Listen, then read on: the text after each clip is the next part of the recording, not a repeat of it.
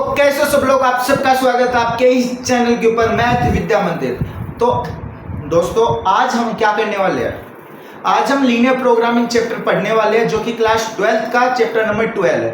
और ये जो चैप्टर है ना, इंटरेस्टिंग चैप्टर है और छोटा सा चैप्टर और बहुत ज़्यादा इजी चैप्टर है। मतलब ये टफ चैप्टर भी नहीं है और ना ही ये बड़ा चैप्टर है, छोटा सा चैप्टर है और हम इसका वन शॉट लेके आ रहे हैं। मतलब ये वन शॉट मतलब एक ही वीडियो में पूरा चैप्टर हम कवर कर देंगे। तो क्या मैं कोई टाइम वेस्ट नहीं करना चाहता आप सबका, मैं बिना किसी देरी से लीनियर प्रोग्रामिंग चैप्टर स्टार्ट कर रहा हूँ, है ना, बिना किसी देरी से। तो देखो सबसे पहले है ना हम इंट्रोडक्शन कवर करेंगे। क्या करेंगे? इंट्रोडक्शन।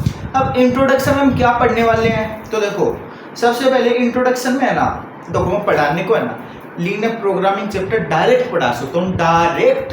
लेकिन मैं चाहता हूँ कि लीनियर प्रोग्रामिंग चैप्टर से पहले मतलब बहुत सारे बच्चे हैं जो कि लीनियर प्रोग्रामिंग चैप्टर है ये रिलेट करता है लीनियर इक्वेशन से, लीनियर इनइक्वालिटी, जो कि आपने प्रीवियस क्लासेस में पढ़े हैं। जैसे कि क्लास 9th में आपने पढ़ी है लीनियर इक्वेशन, क्लास 10th में भी आपने लीनियर इक्वेशन पढ़ी और क्लास 11th में आके आपने लीनियर इनइक्वालिटी पढ़ी। तो ये जो चैप्टर है लीनियर प्रोग्रामिंग, ये इन चैप्टर से रिलेट करता है। तो आपको वो अगर आपको आता है तो बढ़िया बात है, लेकिन नहीं आता तो उन बच्चों के लिए मैं ना उनके लिए मैं थोड़ा सा समझाना चाहूँगा लीनियर इक्वेशन क्या होती है, लीनियर इक्वेशन के ग्राफ क्या होते हैं, लीनियर इनइक्वालिटी क्या होते हैं, उनके ग्राफ क्या होता है, मैं एक बार वो बताना चाहूँगा। तो देखो यार, लीनियर इक्वेशन क्या होती है, देखो पढ़ाने को तो यार मैं डायरेक्ट लीनियर प्रोग्रामिंग चैप्टर भी पढ़ा सकता हूँ, लेकिन फिर कोई फायदा नहीं होगा अगर कोई भी मेरा दोस्त है, कोई भी मेरा भाई है ना, उसको अगर लीनियर इक्वेशन ही नहीं आती, लीनियर इनइक्वालिटी नहीं आती हो, तो वो लीनियर प्रोग्रामिंग पढ़ेगा। देखो मैं डायरेक्ट लीनियर प्रोग्रामिंग पढ़ाऊंगा ना, तो वो मैं इस तरीके से पढ़ाऊंगा कि वो भी सबको समझ में आएगा। लेकिन फिर भी मान लो किसी को समझ में नहीं आ रहा है तो कोई फायदा नहीं हुआ लेक्चर देखने का, इसलिए मैं लीनियर इक्वेशन से ही स्टार्ट कर रहा हूँ ना, बिल्कुल बेसिक से। तो लीनियर इक्वेशन क्या होती है भैया, देखो लीनियर इक्वेशन 2 वेरिएबल वाली पढ़ रहे हैं, लीनियर इक्वेशन 2 वेरिएबल, ये एक लीनियर इक्वेशन होती है। और हम अब इसका ग्राफ बनाएंगे। क्या बनाएंगे? अब इसका हम ग्राफ बनाएंगे। तो देखो यार, ग्राफ बनाना है तो ग्राफ बनाते हैं ना, तो उसमें हम x और y की वैल्यू निकालते हैं जिससे हम ग्राफ प्लॉट कर सकें। तो हम इसमें x और y की वैल्यू निकालेंगे और x और y की वैल्यू निकालने के लिए हमको बॉक्स बनाने पड़ते हैं। क्या बनाने पड़ते हैं? बॉक्स। तो हमने पहले तो भैया बॉक्स बनाए x और y। अब क्या देखो, मैं अगर x को इस इक्वेशन में 0 पुट कर दूं तो मेरे पास y की क्या वैल्यू आती है भैया? 6 आती है। अगर मैं इस इक्वेशन में y को 0 पुट कर दूं तो मेरे पास x की क्या वैल्यू आती है भैया? मेरे पास x की 6 वैल्यू आती है ना। तब हम इससे ग्राफ बनाते हैं, अब इससे हम ग्राफ बनाते हैं। अब ग्राफ बना लेते हैं। देखो 6 5 4 1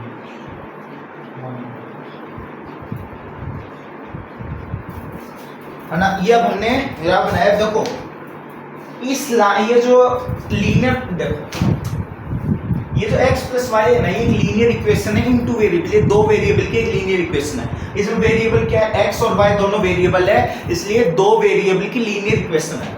अब इसका मेरे को ग्राफ बनाना था तो मैंने x और y की वैल्यू निकाली, अलग अलग पॉइंट पे अलग अलग वैल्यू निकाली मैंने। जैसे भैया मैंने अगर x को 0 लूँ तो y की 6 वैल्यू आ गई, जैसे x को मैंने 6 लिया तो y की वैल्यू मेरे पास 0 आ गई, है ना। तो अलग अलग वैल्यू निकाली।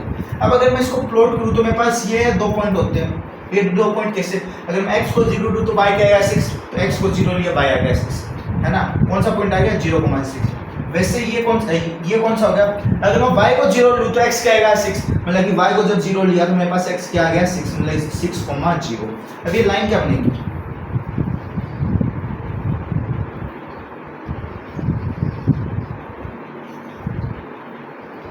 है ना, ये लाइन बन गई।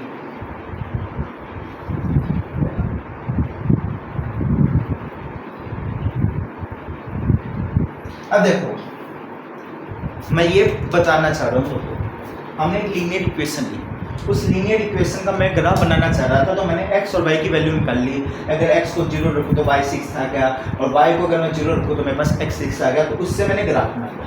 ग्राफ बनाया तो मेरे पास जो ये तो लीनियर इक्वेशन थी, मेरे पास जो ये इक्वेशन थी, इस इक्वेशन की जो लाइन बनी है ग्राफ पर वो ये वाली लाइन है ना, वो मेरे पास ये वाली लाइन बन गई है ना, ये वाली लाइन बन गई। अब एक चीज देखो, एक चीज समझना, ध्यान से समझना, हमने एक चीज पढ़ी थी, हमको क्लास 9 में पढ़ा दिया जाता है कि भैया एक क्या बात बोलते हैं कि भैया अगर कोई एक लाइन है, कोई लाइन है और उस लाइन के ऊपर जो जो पॉइंट है ना, उस लाइन पे जो जो पॉइंट है वो उस लाइन की इक्वेशन को सेटिस्फाई करते हैं, है ना, उस लाइन की इक्वेशन को सेटिस्फाई करते हैं। Linear equation in two variable are infinite many solution, ये लाइन हमने क्लास 9 में पढ़ी हुई है, क्लास 9 10 में हमको बताई जाती है कि भैया अगर कोई लीनियर इक्वेशन है टू वेरिएबल की तो उसके इनफाइनाइट मैनी सॉल्यूशन होते हैं। अब वो कैसे होते हैं, देखो एक बात बताओ भैया, ये लाइन है, अब इस लाइन के ऊपर इनफाइनाइट पॉइंट है और वो इनफाइनाइट पॉइंट इस लाइन को सेटिस्फाई करेंगे। अब देखो अगर ये लाइन है ना तो इस लाइन के ऊपर जो जो पॉइंट होंगे, जो जो पॉइंट होंगे वो इस लाइन को तो इस लाइन की इक्वेशन को सेटिस्फाई करेंगे। हाँ भैया करेंगे, ये बात पहली। अब दूसरी बात क्या है, इसके इनफाइनाइट सॉल्यूशन का मतलब क्या है, तो एक बात बताओ, मेरे पास हमने केमिस्ट्री के अंदर पढ़ा है एटम, तो एटम बहुत छोटा पार्टिकल होता है ना, बहुत ही ज़्यादा छोटी चीज़ होती है एटम ना, बहुत ही ज़्यादा छोटी चीज़ होती है जिसको हम अपने आंखों से नहीं देख सकते। वैसे भैया इस लाइन के अंदर है कि भैया इस लाइन में भी इतने छोटे छोटे पार्टिकल है जिनको हम अपनी आंखों से नहीं देख सकते, वो वाले पॉइंट भी है ना इस लाइन के ऊपर, वो वाले पॉइंट भी इस लाइन को सेटिस्फाई करेंगे। मतलब कि भैया चाहे ये लाइन है ना, ये लाइन जो है इस लाइन के ऊपर जितने भी पॉइंट है, जितने भी इनफाइनाइट पॉइंट है वो इस लाइन की इक्वेशन को सेटिस्फाई करेंगे। हमने क्लास 9th में पढ़ लिया था। और हमने क्लास 10th में आगे क्या पढ़ा कि भैया क्लास 10th में हमने कुछ मतलब कि इसके बारे में ज़्यादा हमने कुछ नहीं पढ़ा, सिर्फ दो इक्वेशन देखनी सीख ली थी कि भैया कोई लीनियर इक्वेशन है, टू लीनियर इक्वेशन है इन टू वेरिएबल, भैया दो लीनियर इक्वेशन है दो वेरिएबल की, है ना, जैसे कि एक लीनियर इक्वेशन है टू वेरिएबल में, ऐसे कोई दूसरी लीनियर इक्वेशन हो जाए जैसे कि x + y = 8, ये हो गई। तो इसके क्या होगा, 8 तो नहीं करेंगे, 4 ले लो, ये कोई इक्वेशन हो गई। तो क्या होगा, x + y = 4। तो हमने देखो इसमें अगर x y की वैल्यू निकाल लें तो क्या आएगी, ये वैल्यू आएगी और लाइन क्या बन गई, ये बन गई ना, ये लाइन बन गई। मतलब कि हमने ऐसा कुछ पढ़ा था, है ना, मतलब हमने क्लास 9 में पढ़ा कि भैया linear equation in two variable क्या होता है, हमने उसका ग्राफ देख लिया। क्लास 10th में आके हमने two linear equation in two variable पढ़ लिया कि भैया अगर कोई दो लीनियर इक्वेशन मतलब कि two linear equation in two variable, मतलब दो लीनियर इक्वेशन दो वेरिएबल के अंदर आ जाए तो वो कैसे उनको सोल्व कैसे करते हैं, उनके कोऑर्डिनेट कैसे निकालेंगे, उनके ग्राफ कैसे बनाए, वो हमने क्लास 9th 10th में सीख लिया। अब क्लास 11th में हमने लीनियर इनइक्वालिटी सीखी थी। देखो यार मैं स्पीड से पढ़ा रहा हूँ और मैं अगर जो बोल रहा हूँ ना यार उसमें कुछ गलती भी हो जाए तो वो बता देना कि भैया आपने ये चीज़ गलत बोल दी थी, मतलब कि गलती से कुछ मतलब बोल रहा हूँ कुछ और वो निकल गया मेरे मुंह में से कुछ, और वो अगर मेरे से हो जाए तो मैं कमेंट में जरूर बता देना यार, जो मैं को याद आ जाए कि भैया मैंने बताया x + 6 था और मैंने बोल दिया x + 8, मतलब ऐसा कुछ बोल दूँ ना तो आप मेरे को बता देना। अब देखो, अब लीनियर इक्वेशन हमने क्लास 9 में पढ़ ली, है ना, वापस बोल दूँ लीनियर इक्वेशन क्या होती है, कोई हमको एक इक्वेशन दी होती है, लीनियर इक्वेशन दी होती है टू वेरिएबल में। अब वो लीनियर इक्वेशन दी है, अब वो लीनियर इक्वेशन का अगर हम ग्राफ निकाले तो वो सिर्फ वो लीनियर इक्वेशन, देखो ये कोई लीनियर इक्वेशन है और ये लीनियर इक्वेशन का कोई ग्राफ, मतलब सॉरी ये कोई लीनियर इक्वेशन का ग्राफ है जिसमें ये लीनियर इक्वेशन की लाइन है।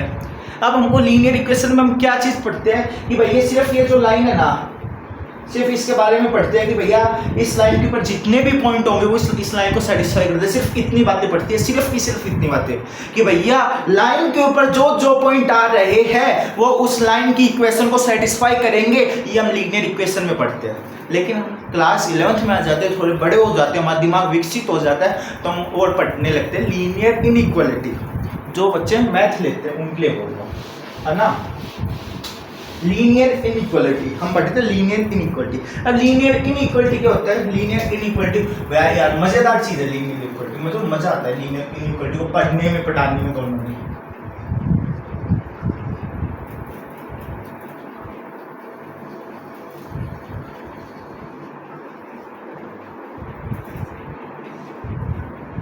तो लीनियर इनइक्वालिटी क्या है? हमने एक लीनियर इक्वेशन देखी थी। लीनियर इक्वेशन कौन सी देखी थी हमने? x + y = 6। हमने एक इक्वेशन देखी थी। इसको अगर हम इनइक्वालिटी की फॉर्म में लिखें तो ऐसे लिखी जाएगी। इसको आप इनइक्वालिटी की फॉर्म में लिखोगे, ऐसे भी लिख सकते हो, और इसको आप ऐसे भी लिख सकते हो, है ना? इसको ऐसे भी लिख सकते हो। मतलब कि देखो मैं क्या बात बोल रहा हूँ, समझना। इसको ऐसे भी लिख सकते हो,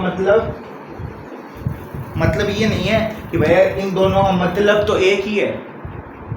समझ लो मैं क्या बोल रहा हूँ कि इन दोनों का मतलब एक ही है, लेकिन लिखने का तरीका अलग है। भैया ये बात नहीं, ये दोनों चीज़ ही अलग होगी, ये दोनों चीज़ ही अलग होगी। मैं तो बस इतना बात बोलना चाह रहा हूँ, मैं तो ये बात बताना चाह रहा हूँ कि भैया अगर यार इसको हटाओ ना यार, तुम कंफ्यूज हो गए, अलग चीज़ है। मैं ये बताना चाह रहा हूँ कि इस साइन की जगह, है ना, ये साइन भी आता है इनइक्वालिटी के अंदर, ये भी आता है इनइक्वालिटी के अंदर, ये भी साइन आता है इनइक्वालिटी के अंदर, है ना? ये साइन आते हैं इसके अंदर, भैया आते हैं, है ना? ये साइन आते हैं, है ना? मतलब अगर आप इधर x + y equal to and smaller than 6, इसका मतलब ये है अगर यहाँ पर ये वाला साइन आ जाता, ये वाला साइन आ जाता, यहाँ पर अगर ये वाला साइन आ जाता तो उसका मतलब होता कि x + y > 6, ये वाला आता तो ये हो जाता। अगर ये वाला साइन आता सिर्फ ये वाला, तो हमारे पास हो जाता x + y > 6। अब हमारे पास साइन कौन सा है? हमारे पास क्या साइन है? हमारे पास ये वाला है कि x + y इक्वल टू या और देखो क्या है, x + y इक्वल टू या और smaller than 6, x + y equal to और स्मॉलर देन 6। मतलब क्या तो x + y 6 के इक्वल होंगे या फिर x + y 6 से छोटे होंगे, है ना? ये हो गया। अगर ये वाला साइन आ जाता तो हम क्या बोलते? x + y > 6, मतलब x + y 6 से बड़े है ना? अगर ये वाला जाए तो x + y 6 से छोटे है। x + y का मतलब है x + y, मतलब कि x और y को दोनों को ऐड कर देना तब वो 6 से छोटे आ जाए, 6 से बड़े आ जाए, 6 के इक्वल या 6 से छोटे दोनों आ सकते हैं, है ना? इनका मतलब ये है। मतलब इनइक्वालिटी तो खैर मैं आपको ज़्यादा समझाऊंगा नहीं, क्योंकि इनइक्वालिटी कौन बच्चा नहीं पढ़ता, वो तो फर्स्ट सेकंड क्लास में बता दी जाती है भैया। बताते हैं ना कि मुंह खुला हुआ हो, अगर ऐसे है तो मतलब कि बड़ा उधर है, अगर ऐसे है मतलब कि बड़ा इधर है ना? ये हमको बताते हैं ना ऐसे कर करके इशारे कि भैया इधर चोंच खुली हुई है तो बड़ी मुर्गी इधर बैठी हुई है, इधर चोंच खुली है तो मेरी बड़ी मुर्गी इधर बैठी हुई है, ऐसे बताते हैं हमको छोटी क्लासेस में। तो सिंपल लीनियर इनइक्वालिटी के बारे में क्या है? देखो अगर लीनियर इनइक्वालिटी की बात करूँ ना, तो लीनियर इक्वेशन के जैसे इसको ट्रीट करते हैं, लीनियर इक्वेशन के जैसे इसको ट्रीट करते हैं। उसका मतलब भैया जैसे लीनियर इक्वेशन के हमने ग्राफ बनाए थे, जिस मेथड से ग्राफ बनाए थे वैसे इसका बनाते हैं। हमने क्या किया था, कैसे बनाए थे लीनियर इक्वेशन का ग्राफ कैसे बनाया था? सबसे पहले x और y की वैल्यू निकाली, सबसे पहले x और y की वैल्यू निकाल ली, है ना? तो अगर x की वैल्यू में 0 ली तो y की क्या आई? 6 ना, y की 6। अगर y की वैल्यू 0 ली तो x की वैल्यू मेरे पास क्या आ रही है? भैया 6 आ रही है, भैया 6 आ रही है। समझ में कि भैया x की मैं 0 लूँ तो y की मेरे को 6 आ रही है, y की 0 लूँ तो x की वैल्यू मेरे पास 6 आ रही है। इतना समझ में ये हमने लीनियर इक्वेशन में भी देख लिया और ये हम लीनियर इनइक्वालिटी में भी सेम करेंगे। अब आप में से बहुत सारे बच्चे बोलेंगे कि भैया जब x मतलब लीनियर इक्वेशन की बात कर रहे थे, जब भी भैया ये आपने कोऑर्डिनेट लिए थे, और जब आप लीनियर इनइक्वालिटी की बात कर रहे हो तो भी x और y की यही वैल्यू ले रहे हो, तो भैया यही वैल्यू ली जाएगी, यही वैल्यू ली जाएगी। अगर इस साइन को है ना आप सिर्फ ऐसा लिख देते ना तो भी यही वैल्यू ली जाएगी x और y की, और इस साइन के साथ इक्वल लगा दोगे ना तो भी यही वैल्यू ली जाएगी x और y की। समझ में आया? अब इसका ग्राफ बनाए तो कैसे बनाएगा, है ना? इसका ग्राफ कैसे बनेगा? देखो 1 2 3 4 5 6 1 2 3 4 5 5 6। अब ये ऐसा, अब ग्राफ कैसे बनाएंगे हम इसका? देखो x की वैल्यू 0 वहाँ पे y की वैल्यू क्या है 6 है, y की वैल्यू 0 वहाँ पे x की वैल्यू क्या है 6 है, तो ये लो इसका ग्राफ बन गया। तो क्या लाइन ऊपर नीचे टेढ़ी हो सकती है, क्योंकि मैं ग्राफ पर नहीं बना रहा हूँ, मैं रफली डायग्राम बना रहा हूँ। एक सेकंड रुकिए, है ना, रफली डायग्राम बना रहा हूँ मैं। तो एक चीज देखो, अब देखो यार एक चीज समझाता हूँ। हमने लीनियर इक्वेशन पढ़ी, उसका ग्राफ कैसा बना? सेम ग्राफ बना। हमने लीनियर इनइक्वालिटी पढ़ रही है, उसका ग्राफ कैसे बन रहा है? सेम बन रहा है। लीनियर इक्वेशन में हमने x और y की वैल्यू निकाली, सेम निकली, और लीनियर इनइक्वालिटी में निकाली, सेम निकल रही है। मतलब कि मैं बोल रहा हूँ ना कि मेथड हमारे पास सेम ही होगा। मतलब कि हम जैसे जैसे लीनियर इक्वेशन में x y की वैल्यू निकालते हैं, वैसे ही x y की वैल्यू निकालेंगे। जैसा ग्राफ बनाते हैं वैसा ही ग्राफ इसमें बनाएंगे। लीनियर इक्वेशन में जैसा बनाते हैं वैसे लीनियर इनइक्वालिटी में बनाते हैं। तो लीनियर इक्वेशन लीनियर इनइक्वालिटी में डिफरेंस क्या है? आपके मन में क्वेश्चन आना चाहिए, आपके दिमाग में क्वेश्चन आ जाना चाहिए, स्ट्राइक करना चाहिए क्वेश्चन कि भैया डिफरेंस क्या है लीनियर इक्वेशन और लीनियर इनइक्वालिटी में, डिफरेंस क्या है? तो भैया देखो डिफरेंस मैं बताता हूँ। लीनियर इक्वेशन देखो, मैं यहाँ पे ग्राफ बना के दिखाता हूँ। लीनियर इक्वेशन में क्या चीज बोली थी? मान लो ये था ना,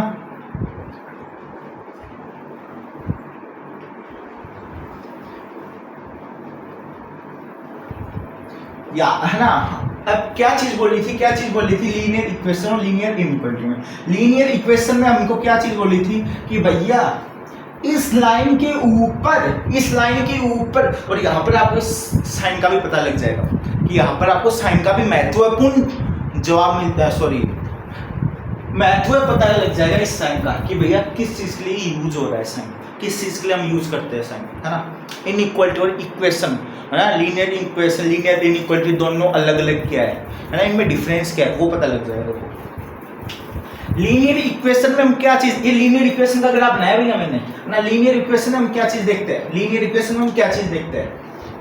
ना, लीनियर इक्वेशन में क्या देखते हैं कि भैया ये जो लीनियर इक्वेशन की जो लाइन है, ये जो लाइन है x + y = जो 6 जो इक्वेशन है, इसकी जो ये लाइन है, इस लाइन के ऊपर जो पॉइंट आएंगे वो इस लाइन को सेटिस्फाई करेंगे। सिर्फ इसका इतना ही काम है। लेकिन लीनियर इनइक्वालिटी के अंदर क्या चीज आती है, लीनियर इनइक्वालिटी के अंदर क्या चीज आती है? देखो एक चीज बताऊं ना, क्लास 9 10 में आपने ये चीज पढ़ी, और ये पढ़ती है आपके पास एक दिमाग में एक चीज आ जानी चाहिए, एक चीज आनी चाहिए आपको दिमाग में कि भैया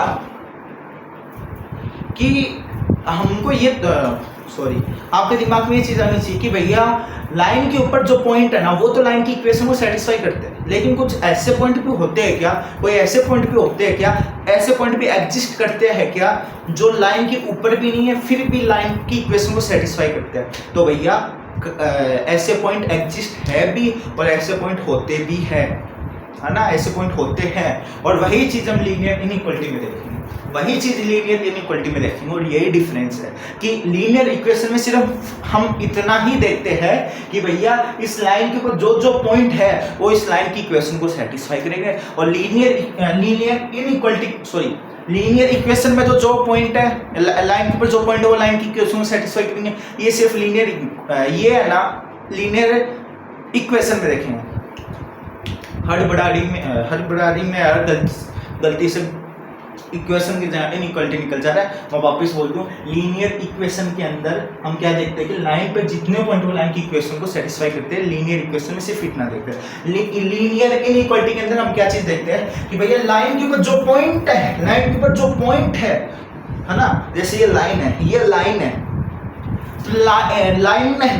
लाइन है, इस लाइन के ऊपर जो पॉइंट होंगे वो इस लाइन की इक्वेशन को सेटिस्फाई करेंगे भैया, करेंगे। लेकिन इसके अलावा भी पॉइंट है जो इस लाइन को सेटिस्फाई करते हैं, वह हम लीनियर इनइक्वालिटी के अंदर देखेंगे, है ना। और वो कैसे देखेंगे? तो देखो वो देखेंगे हम जीरो ओरिजिन टेकिंग से। ओरिजिन टेकिंग क्या है ना, ओरिजिन टेकिंग क्या है, या फिर इसको हम क्या बोल देंगे, ओरिजिन टेस्ट। इसको क्या बोल देंगे, ओरिजिन टेस्ट, है ना। इसमें क्या होता है कि भाई हमारे पास जो लीनियर इनइक्वालिटी है, जो हमारे पास लीनियर इनइक्वालिटी है, हमारे पास जो लीनियर इनइक्वालिटी है उसमें हम ओरिजिन पुट करते हैं। इस ग्राफ का जो ओरिजिन है ना वो हम पुट करते हैं, है ना। तो हर एक प्रोसेस में आहिस्ता आहिस्ता समझाऊंगा। अभी हम ओरिजिन पुट करते हैं। ओरिजिन पुट करो 0 + 0 मतलब x की जगह 0 पुट कर दिया, y की जगह 0 पुट कर दिया, तो 0 + 0 smaller than and equal to 6 मतलब 0 है ना वो 6 से छोटा है। ये बात सही है गलत है? मेरे को इतना जवाब दे दो, ये बात सही है, ये बात सही है कि 0 जब 6 से छोटा है या गलत है? नहीं है ना, सही बात है ना, ये राइट है ना, ये राइट है ना, ये राइट है ना, राइट है क्या? नहीं, हाँ भैया राइट है। इसको आप राइट भी लिख सकते हो और आप इसको ट्रू भी बोल सकते हो। अलग अलग टीचर अलग अलग नाम से जानते हैं, मैं तो इसको राइट रॉन्ग के नाम से जानता हूँ, है ना। ये 0 है ना वो 6 से छोटा है ना, हाँ भैया छोटा। अब देखो बहुत सारे बच्चे इसमें कंफ्यूज हो जाएंगे, भैया आपने ये लिखा है तो इसमें जो साइन में क्या है कि 0 है ना 6 से छोटा या 0 6 के इक्वल है। तो एक चीज बताऊं क्या है इसमें क्या है, इन दोनों को अगर हम अलग अलग लिखे तो ये और ये तो बन रहा है। तो देखो इन दोनों को हम एक साथ लिख दे तो ये होगा, अलग अलग लिखे तो ये होगा। तो एक चीज बताऊं, इन दोनों में से कोई एक चीज भी अगर हो रही है तो इसको लिख सकते हैं। अब देखो क्या तो 0 6 के इक्वल है? नहीं है ना, नहीं है ना, नहीं है। इसको हटाओ, 0 6 से छोटा है ना, तो ये बात सही है यार, हमारा 0 6 से छोटा है, 0 6 से छोटा है। इसमें ये लिखा हुआ है 0 smaller than and equal to 0 smaller than और इक्वल टू 6, और आ रहा है बीच में, और का मतलब क्या है, या तो ये या फिर ये। तो इसमें यही है 0 क्या तो 6 से छोटा होगा या फिर 0 6 के इक्वल होगा। तो क्या होगा 0 6 से छोटा होगा। 0 6 से छोटा है तो बात सही है या सही है गलत है? भैया सही है, 0 6 से छोटा होता है, बात सही है। तो 0 6 से छोटा है ना, तो देखो हम क्या चीज कर रहे हैं, और देखो ओरिजिन टेकिंग या ओरिजिन टेस्ट से हम क्या चीज पता लगाते हैं कि भैया इसके और जो इस लाइन की इक्वेशन को और कौन से पॉइंट है जो कि इसको सेटिस्फाई करता है, वो कौन से पॉइंट है। और देखो अगर ओरिजिन टेस्ट राइट आया है ना, अगर ओरिजिन टेस्ट राइट आया मतलब कि सही आया है कि भैया 0 है ना 6 से छोटा है, अगर ये बात सही हो गई कि भैया सॉरी कि भैया 0 है ना वो 6 से छोटा है, अगर ये बात हमारे पास आ गई, ये बात हमारे पास आ गई कि भैया सही, जो ट्रू बात आ गई, ऐसे समझो ट्रू कि सही बात आ गई, ट्रू बात है कि भैया 0 6 से छोटा है, ये बात ट्रू है ना। तो अगर कुछ ऐसी बात आ जाए ना, ट्रू बात है ना, ओरिजिन पुट करने पर हमारे पास अगर ट्रू आ गई, राइट आ गई, तो ओरिजिन की तरफ वाले जितने भी पॉइंट होंगे ना, ओरिजिन की तरफ वाले जितने भी पॉइंट होंगे वो सारे के सारे पॉइंट इस इक्वेशन को सेटिस्फाई करेंगे। मैं करा के दिखाऊंगा, ये सारे पॉइंट इसको सेटिस्फाई करेंगे, है ना, सारे के सारे पॉइंट, ये सारे के सारे पॉइंट इसको सेटिस्फाई करेंगे, सेटिस्फाई करेंगे। समझ में नहीं आया, वापिस समझाता हूँ। हमारे पास लीनियर इनइक्वालिटी थी। अब लीनियर इनइक्वालिटी थी, हमने एक्स वाई की वैल्यू निकाल ली, ग्राफ पुट कर दिया। अब हमको लीनियर इक्वेशन में तो हमारा काम है कि भैया सिर्फ लाइन के ऊपर जो पॉइंट है वही लाइन की इक्वेशन को सेटिस्फाई करते हैं। लीनियर इक्वेशन का ये काम है।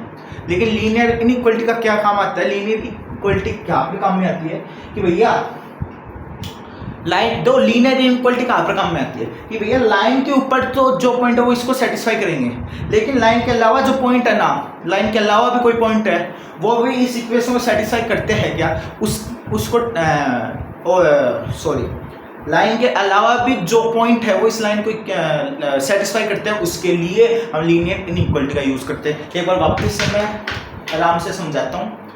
लीनियर इनइक्वालिटी कहाँ पर यूज करते हैं? लाइन के ऊपर जो पॉइंट है वो तो उसको सेटिस्फाई कर रहा है वो पॉइंट, लेकिन लाइन के अलावा भी कोई ऐसे पॉइंट है क्या जो लाइन की इक्वेशन को सेटिस्फाई करते हैं, उसको टेस्ट करने के लिए हम इनइक्वालिटी का यूज करते हैं। अब देखो इनइक्वालिटी देखिए, अब वो टेस्ट करते कैसे हैं, मतलब वो पता कैसे लगाते हैं कि भैया लाइन के अलावा भी पॉइंट एग्जिस्ट करते हैं, और कौन से पॉइंट एग्जिस्ट करते हैं लाइन की इक्वेशन को सेटिस्फाई, कौन से पॉइंट करते हैं, नहीं समझे हो? लाइन के अलावा भी कुछ ऐसे पॉइंट जो कि लाइन की इक्वेशन को सेटिस्फाई करते हैं, उसको पता लगाने के लिए हम ओरिजिन ओरिजिन टेकिंग है, ओरिजिन टेस्ट का यूज करते हैं। दोनों एक ही चीज़ है, अलग अलग नाम से जाने जाता है। जीरो टेस्ट से भी बोले जाते हैं इसको, ओरिजिन टेस्ट से भी बोला जाता है, ओरिजिन टेकिंग से भी बोला जाता है, जीरो टेकिंग से भी बोला जाता है। अलग अलग नाम से इसको अलग अलग टीचर अलग अलग नाम से बोलते हैं। मैं इसको ओरिजिन टेकिंग है, ओरिजिन टेस्ट के नाम से बोलता हूँ। तो इसमें क्या होता है कि हम ओरिजिन, जो ग्राफ का जो ओरिजिन है ना, ग्राफ का जो ओरिजिन है, ये ग्राफ है, इसका जो ओरिजिन है वो हम इस इनइक्वालिटी के अंदर पुट करते हैं। और अगर इनइक्वालिटी में पुट करने पर हमारे पास वैल्यू ट्रू आई है, हमारे पास वैल्यू अगर ट्रू आई है, मतलब कि राइट वैल्यू आई है, तो ओरिजिन की तरफ, उस लाइन से ओरिजिन की तरफ, अगर ये लाइन है और ओरिजिन इधर है, तो इस लाइन से ओरिजिन की तरफ, इस लाइन से ओरिजिन की तरफ के सारे जो पॉइंट होंगे वो इस इक्वेशन को सेटिस्फाई करेंगे। अब देखो ओरिजिन की तरफ का मतलब क्या है, ये ओरिजिन है, ये लाइन है, तो ये सारे के सारे पॉइंट इसको सेटिस्फाई करेंगे, सारे के सारे पॉइंट इसको सेटिस्फाई करेंगे। अगर इधर मान लो ये पॉइंट है -2 और इधर -2, तो ये जो -2 जो पॉइंट है ना, वो भी इस इक्वेशन को सेटिस्फाई करेंगे। करा के दिखाऊं क्या? देखो सारे के सारे पॉइंट सेटिस्फाई करेंगे।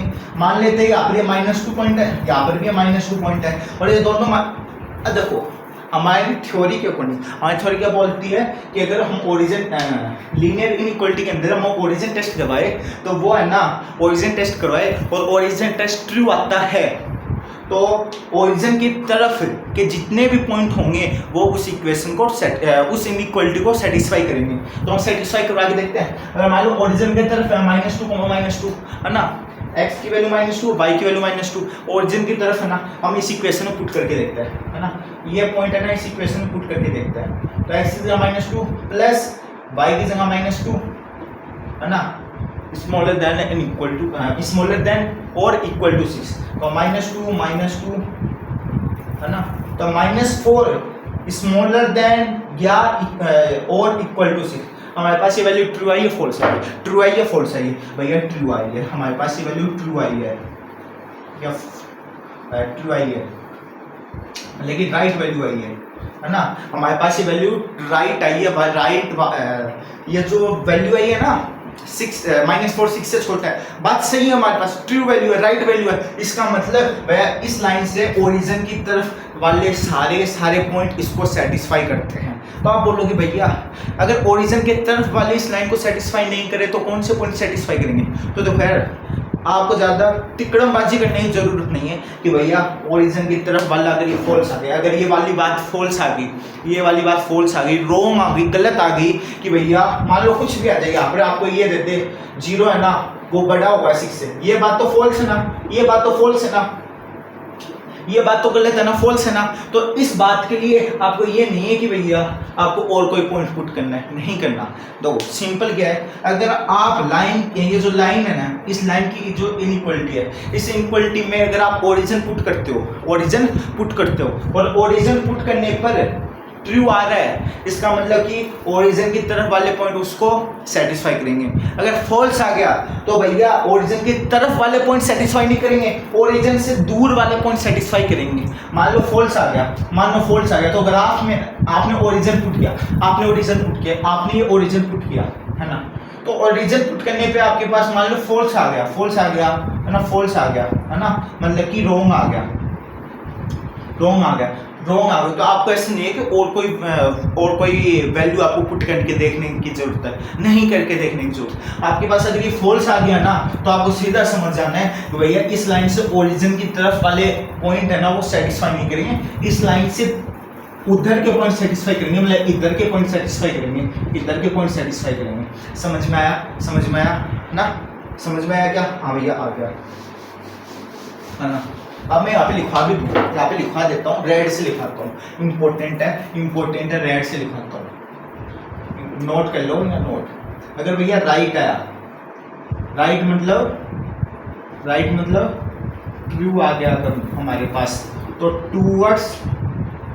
टूवर्ड्स ओरिजिन होगा।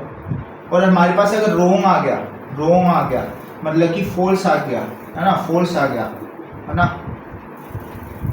तो हमारे पास क्या होगा, अवे फ्रॉम ओरिजिन होगा, ये हमारे पास हो गया लीनियर इनइक्वालिटी, हमारे पास ये लीनियर इनइक्वालिटी होता है। अब वापिस बता देता हूँ, लीनियर इक्वेशन के अंदर क्या होता है, हमारे पास इक्वेशन होती है, उसकी एक्स वाई की वैल्यू निकालते हैं, उससे ग्राफ निकालते हैं, और उसमें क्या होता है, जो ग्राफ निकाल है, जो लाइन आई है हमारे पास ग्राफ पर, उस लाइन के ऊपर जो जो पॉइंट हो गए उस लाइन को सेटिस्फाई करेंगे। सिर्फ इतनी ही बातें हम लीनियर इक्वेशन में करते हैं। लीनियर इनइक्वालिटी के अंदर हम बातें करते हैं कि भैया हमने एक्स वाई की वैल्यू निकाल ली, हमने ग्राफ बना लिया, और उस लाइन जो ग्राफ में जो लाइन बनी है ना, वो लाइन के जो जो पॉइंट होंगे वो उस लाइन की इक्वेशन को सेटिस्फाई करेंगे, उस लाइन की इक्वेशन को सेटिस्फाई करेंगे। लेकिन उस लाइन की इक्वेशन मतलब कि वो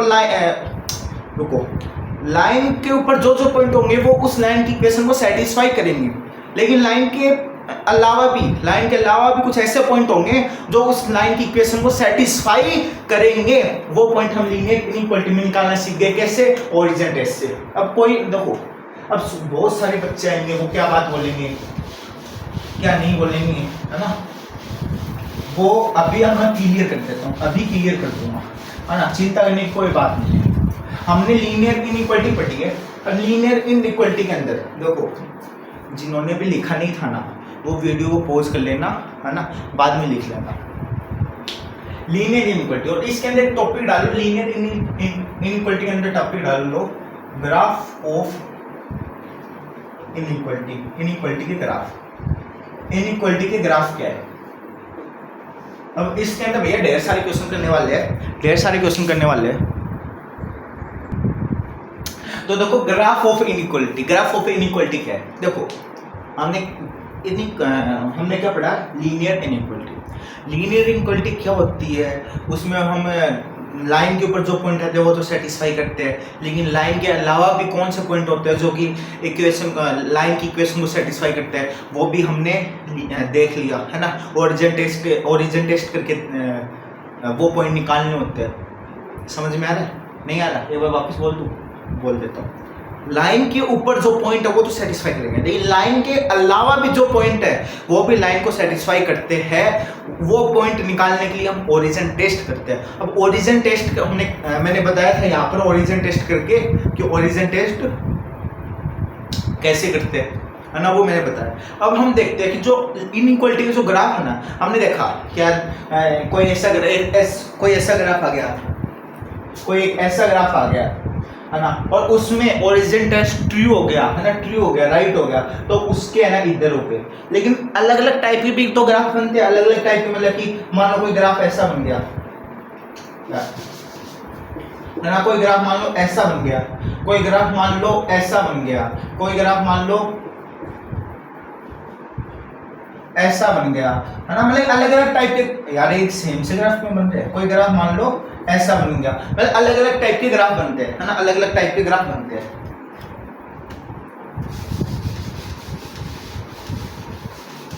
मार्कर कहाँ पर गए? सॉरी, वो मार्कर थोड़े इधर उधर हो गए थे तो वो लेने चला गया था, है ना। देखो हमने लीनियर इनइक्वालिटी के अंदर क्या देखा कि भैया कोई लाइन है, उस लाइन के ऊपर जो जो पॉइंट है वो उस लाइन को सेटिस्फाई करता है, लेकिन उस लाइन के अलावा भी कुछ ऐसे पॉइंट है जो उस लाइन की इक्वेशन को सेटिस्फाई करता है। वो हमने ओरिजिन टेस्ट में निकालना सीख लिया। अब हम क्या देखेंगे, ग्राफ ऑफ इनइक्वालिटी।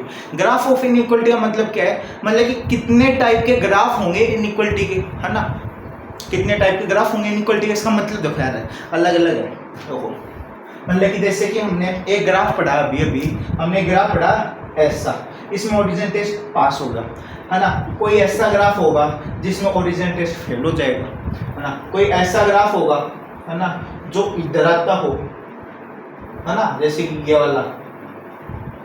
कोई ऐसा ग्राफ होगा जिसमें ओरिजिन टेस्ट पास हो जाए, है ना, ओरिजिन टेस्ट फेल हो जाए। कोई ऐसा ग्राफ होगा जो कि ओरिजिन से ही पास करता हो, है ना, ऐसा ग्राफ होगा जो कि ओरिजिन से ही पास करता हो। ऐसे ग्राफ और पढ़ लेते हैं एक बार, ऐसे ग्राफ और देख लेते हैं, है ना।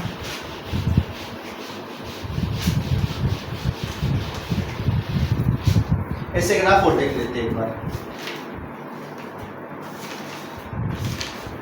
तो देखो एक चीज बता देता हूँ मैं आपको यार, चैप्टर मतलब आगे स्टार्ट करने से पहले, कि अब हम जो पढ़ रहे हैं ना, वो ऐसे मान सकते हो कि क्लास 12th का ही पढ़ना स्टार्ट करते हैं, मान सकते हो कि क्लास 12th का स्टार्ट करते हैं। क्योंकि देखो यार एक चीज़ बताता हूँ, क्लास 9th में हम क्या पढ़ते हैं, लीनियर इक्वेशन में, तो एक लाइन के बाद क्लास 12th में आके हम क्या पढ़ लेते हैं,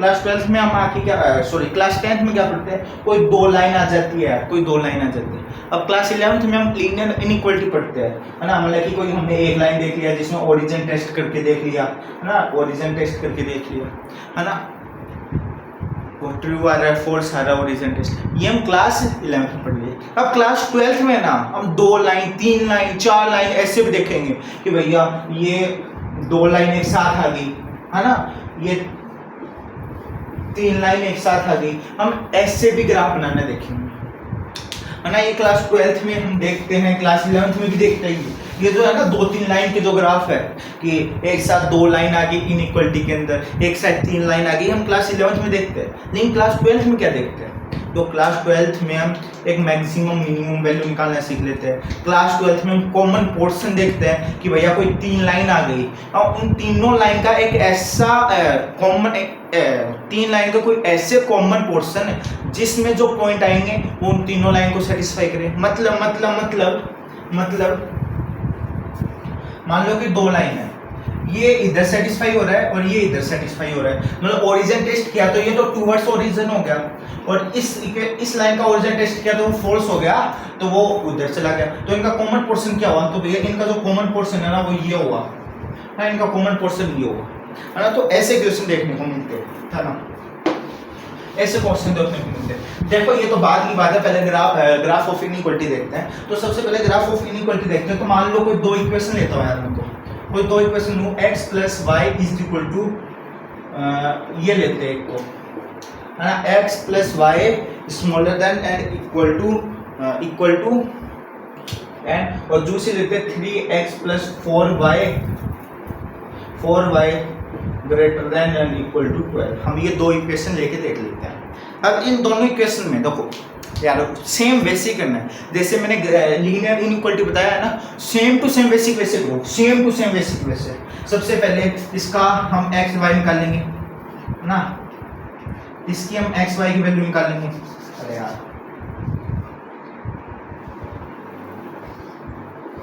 तो इसमें हम निकालते हैं, इसमें x को 0 रखूँ y 10 आएगा, y को 0 रखूँ x 10 आ जाएगा। सेम इसके अंदर देखूँ तो मैं क्या करूँगा, सेम x को 0 रख ले y क्या आएगा, x को 0 रखेगा y 3 आएगा, क्यों, 4 डिवाइड में चल जाएगा, 4 12, हाँ 3 आएगा, और y को 0 रख लेगा तो x 4 आएगा, ये आएगा क्या, x 4 आएगा, ये आएगा क्या, हाँ जी भैया ये आएगा। अब इसके बाद हम क्या करते हैं, हम ग्राफ बनाते हैं। इसके बाद में हम क्या बनाते हैं, हम ग्राफ बनाते हैं। ग्राफ एकदम बड़ा ग्राफ बनाएंगे, बड़ा सारा ग्राफ, क्योंकि हमें 10 तक लेके जाना है। वो 1 2 3 4 5 6 7 8 9 10, इधर 1 2 3 4 5 6 7 8 9 10। अब देखो पॉइंट पुट करते हैं, तो भैया x 0 y 10 ये पॉइंट हो गया, x 0 y 10 भैया ये पॉइंट हो गया। तो एक लाइन तो ये बन गई, एक लाइन तो भैया ये बन गई। दूसरा इसका देखते हैं कि भैया x 0 था y 3 था, x 0 मतलब y 3 ये आ गया भैया, y 0 था तो x 4 आ गया, y 0 था तो x 4 आ गया, y 0 तो x 4 ये आ गया। तो एक लाइन ये बन गई भैया। ये लाइन कौन सी है, ये लाइन कौन सी है भैया, ये लाइन है x प्लस वाई, ये वाली लाइन, और ये वाली लाइन कौन सी है भैया, या नाम लिखने की जरूरी नहीं है। ये तो फर्स्ट लाइन है तो ये फर्स्ट लाइन होगी, ये सेकंड लाइन है तो ये सेकंड लाइन होगी, राइट। अब हमने बाद में क्या किया था, ओरिजिन टेस्ट, हमने बाद में क्या किया था, ओरिजिन टेस्ट किया था भैया, हमने बाद में क्या किया, ओरिजिन टेस्ट किया था। अब ओरिजिन टेस्ट में क्या करेंगे, ओरिजिन टेस्ट किया था। ओरिजिन टेस्ट क्या होता है कि भैया हम ओरिजिन पुट करके देखते हैं इक्वेशन में, जो हमारे पास इनइक्वालिटी की जो इक्वेशन है ना, जो ये इनइक्वालिटी आ रही है तो है ना, इनमें हम ओरिजिन पुट करते हैं। तो ओरिजिन पुट करें हम, इस वाली इक्वेशन में ओरिजिन पुट करें तो x प्लस x की जगह 0 पुट किया, y की जगह 0 पुट किया, मतलब 0 plus 0 smaller that equal to 10 आ रहा है, मतलब कि ये वैल्यू ट्रू आ रही है, ये वैल्यू ट्रू आ रही है, ये वाली वैल्यू ट्रू आ रही है, ये वाली वैल्यू भैया हमारे पास ट्रू आ रही है ना, ट्रू आ रही है मतलब कि जो भैया दो फर्स्ट लाइन है, फर्स्ट लाइन में मैंने पुट किया तो मतलब कि भैया जो फर्स्ट वाली लाइन है ना, ये 0 की तरफ, ये जो फर्स्ट वाली लाइन है ना, ये वाली लाइन जो 0, 10 और 10,0 से जो लाइन पास कर रही है, मतलब कि ये जो वाली जो लाइन है ना, ये वाली लाइन एक सेकंड देखो, जब मैंने फर्स्ट वाली इक्वेशन में ओरिजिन पुट किया, तो ओरिजिन पुट करने पर जो मैं वाली फर्स्ट ओरिजिन पुट करने पे मेरे पास ये जो वैल्यू है ना, ये मेरे पास ट्रू आ रही है, ये वैल्यू मेरे पास ट्रू आ रही है, ये वैल्यू मेरे पास ट्रू आ रही है, हाँ भैया आ रही है, ये ट्रू आ रही है। इसका मतलब कि भैया जो लाइन है ना, वो उस लाइन के जो पॉइंट है, मतलब लाइन के ऊपर जो पॉइंट है वो तो उसको सेटिस्फाई कर रहा है, लेकिन उस लाइन के अलावा जो पॉइंट है जो इस लाइन को सेटिस्फाई कर रहा है, वो ओरिजिन की तरफ है सारे, वो ओरिजिन की तरफ है सारे, वो ओरिजिन की तरफ है सारे, है ना, वो ओरिजिन की तरफ है सारे। समझ में आ रहा है मैं क्या बोल रहा हूँ? अरे समझ में आ रहा है? मैं वापस बोल दूं, जब मैंने पहली वाली इक्वेशन में ओरिजिन टेस्ट किया तो मेरे पास ओरिजिन टेस्ट ट्रू आ रहा है ना, ट्रू आ रहा है, मतलब राइट आ रहा है, मेरे पास राइट आ रहा है ना, राइट आ रहा है। यार मेरे को मजा आता है राइट लिखने में, राइट लिखा हूँ तो राइट आ रहा है ना। जब मैंने फर्स्ट वाली इक्वेशन में ओरिजिन पुट किया तो मेरे पास है ना राइट आ रहा है, मतलब कि ये 0 है ना, 0 वो 10 से छोटा है, मतलब कि मेरे पास राइट वैल्यू आ रही है, राइट वैल्यू आ रही है, मतलब कि जो फर्स्ट वाली इक्वेशन है ना, ये इसके जो पॉइंट होंगे वो भैया ओरिजिन की तरफ मिलेंगे। अब अगर मैं बात करूँ सेकंड वाली इक्वेशन में मैं बात करूँ अगर सेकंड वाली इक्वेशन में 3x + 4y greater than equal to 12, इसमें अगर मैं ओरिजिन पुट करूँ तो x की जगह ओरिजिन पुट किया और y की जगह मैंने ओरिजिन पुट किया, ओरिजिन 0 + 0 12।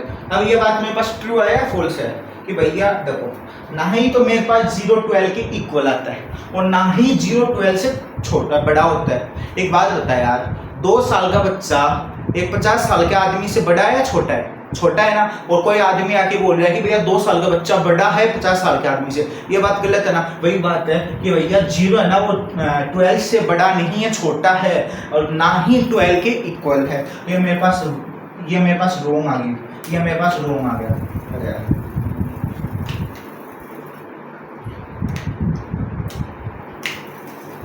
ये मेरे पास क्या आ गया? रोंग आ गया। ये मेरे पास रोंग आ गया, मतलब गलत आ गया, फॉल्स आ गया। मेरे पास फॉल्स आ गया, मतलब कि भैया अगर मेरे पास राइट वैल्यू आती है तो ओरिजिन की तरफ वाले पॉइंट उस इक्वेशन को सेटिस्फाई करता है, इनइक्वालिटी को सेटिस्फाई करता है। और अगर मेरे पास राइट वैल्यू आ रही है तो मेरे पास ओरिजिन की तरफ वाले पॉइंट इनइक्वालिटी के सेटिस्फाई करते हैं। और अगर ओरिजिन यार मैं क्या बोल रहा हूँ, गर्मी में दिमाग खराब हो रहा है। देखो अगर बात मेरे पास राइट आ रही है ना, सही बात आ गई तो ओरिजिन की तरफ वाले पॉइंट है ना इक्वेशन जो ये इनइक्वालिटी इसको सेटिस्फाई करेंगे।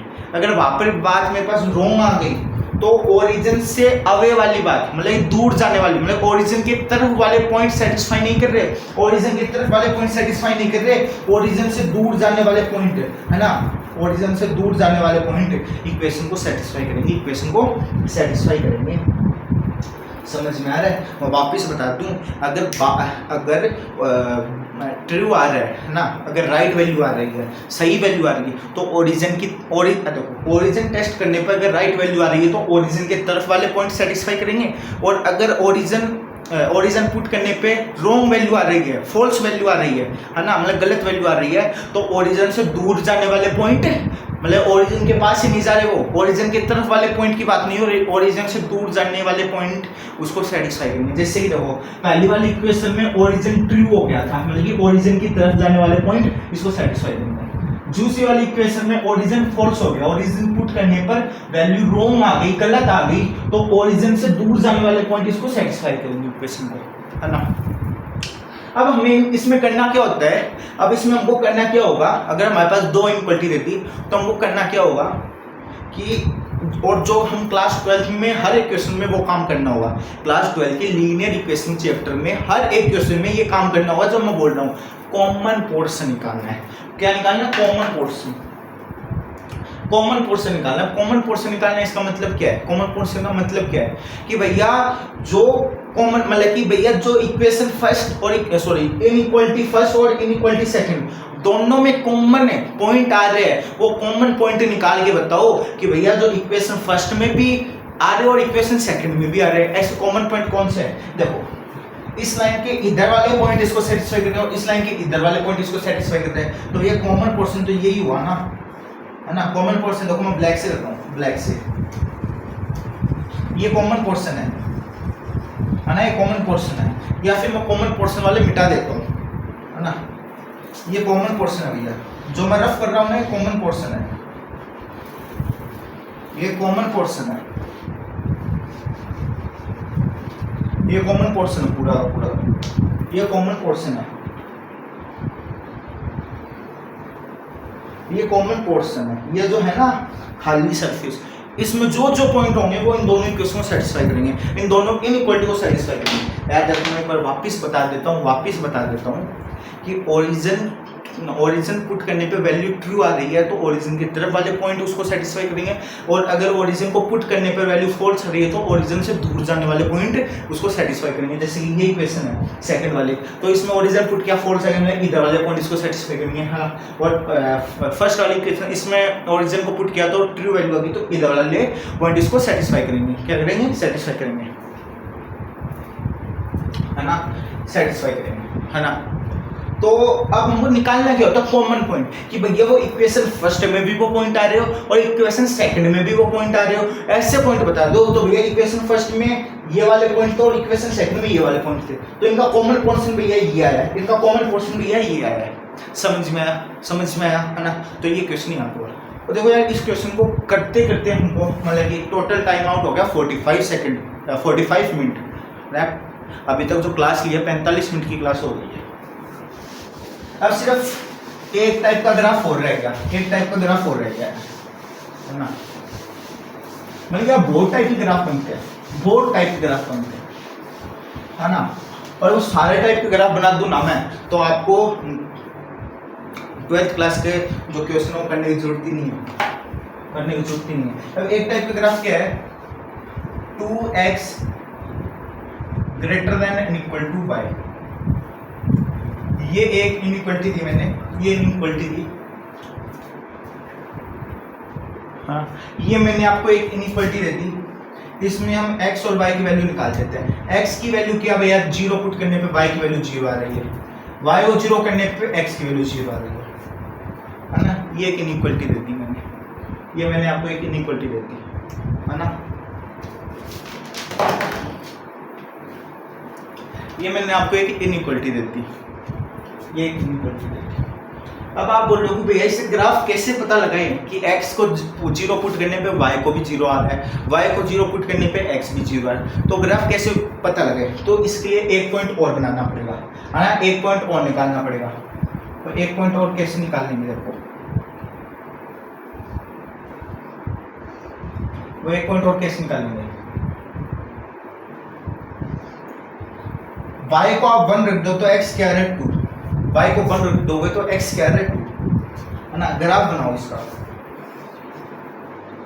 है ना, ग्राफ बनाओ। x0 y0 ये है पहला पॉइंट, दूसरा y0 तो x0, यही पॉइंट आ रहा है। बाद में तीसरी चीज, अगर y को मैं 1 रखूं तो x मेरे को 2 मिल रहा है ना, x मेरे को 2 मिल रहा है, मतलब कि ये वाला पॉइंट है। मतलब कि भैया मेरे पास ये वाली लाइन आ गई,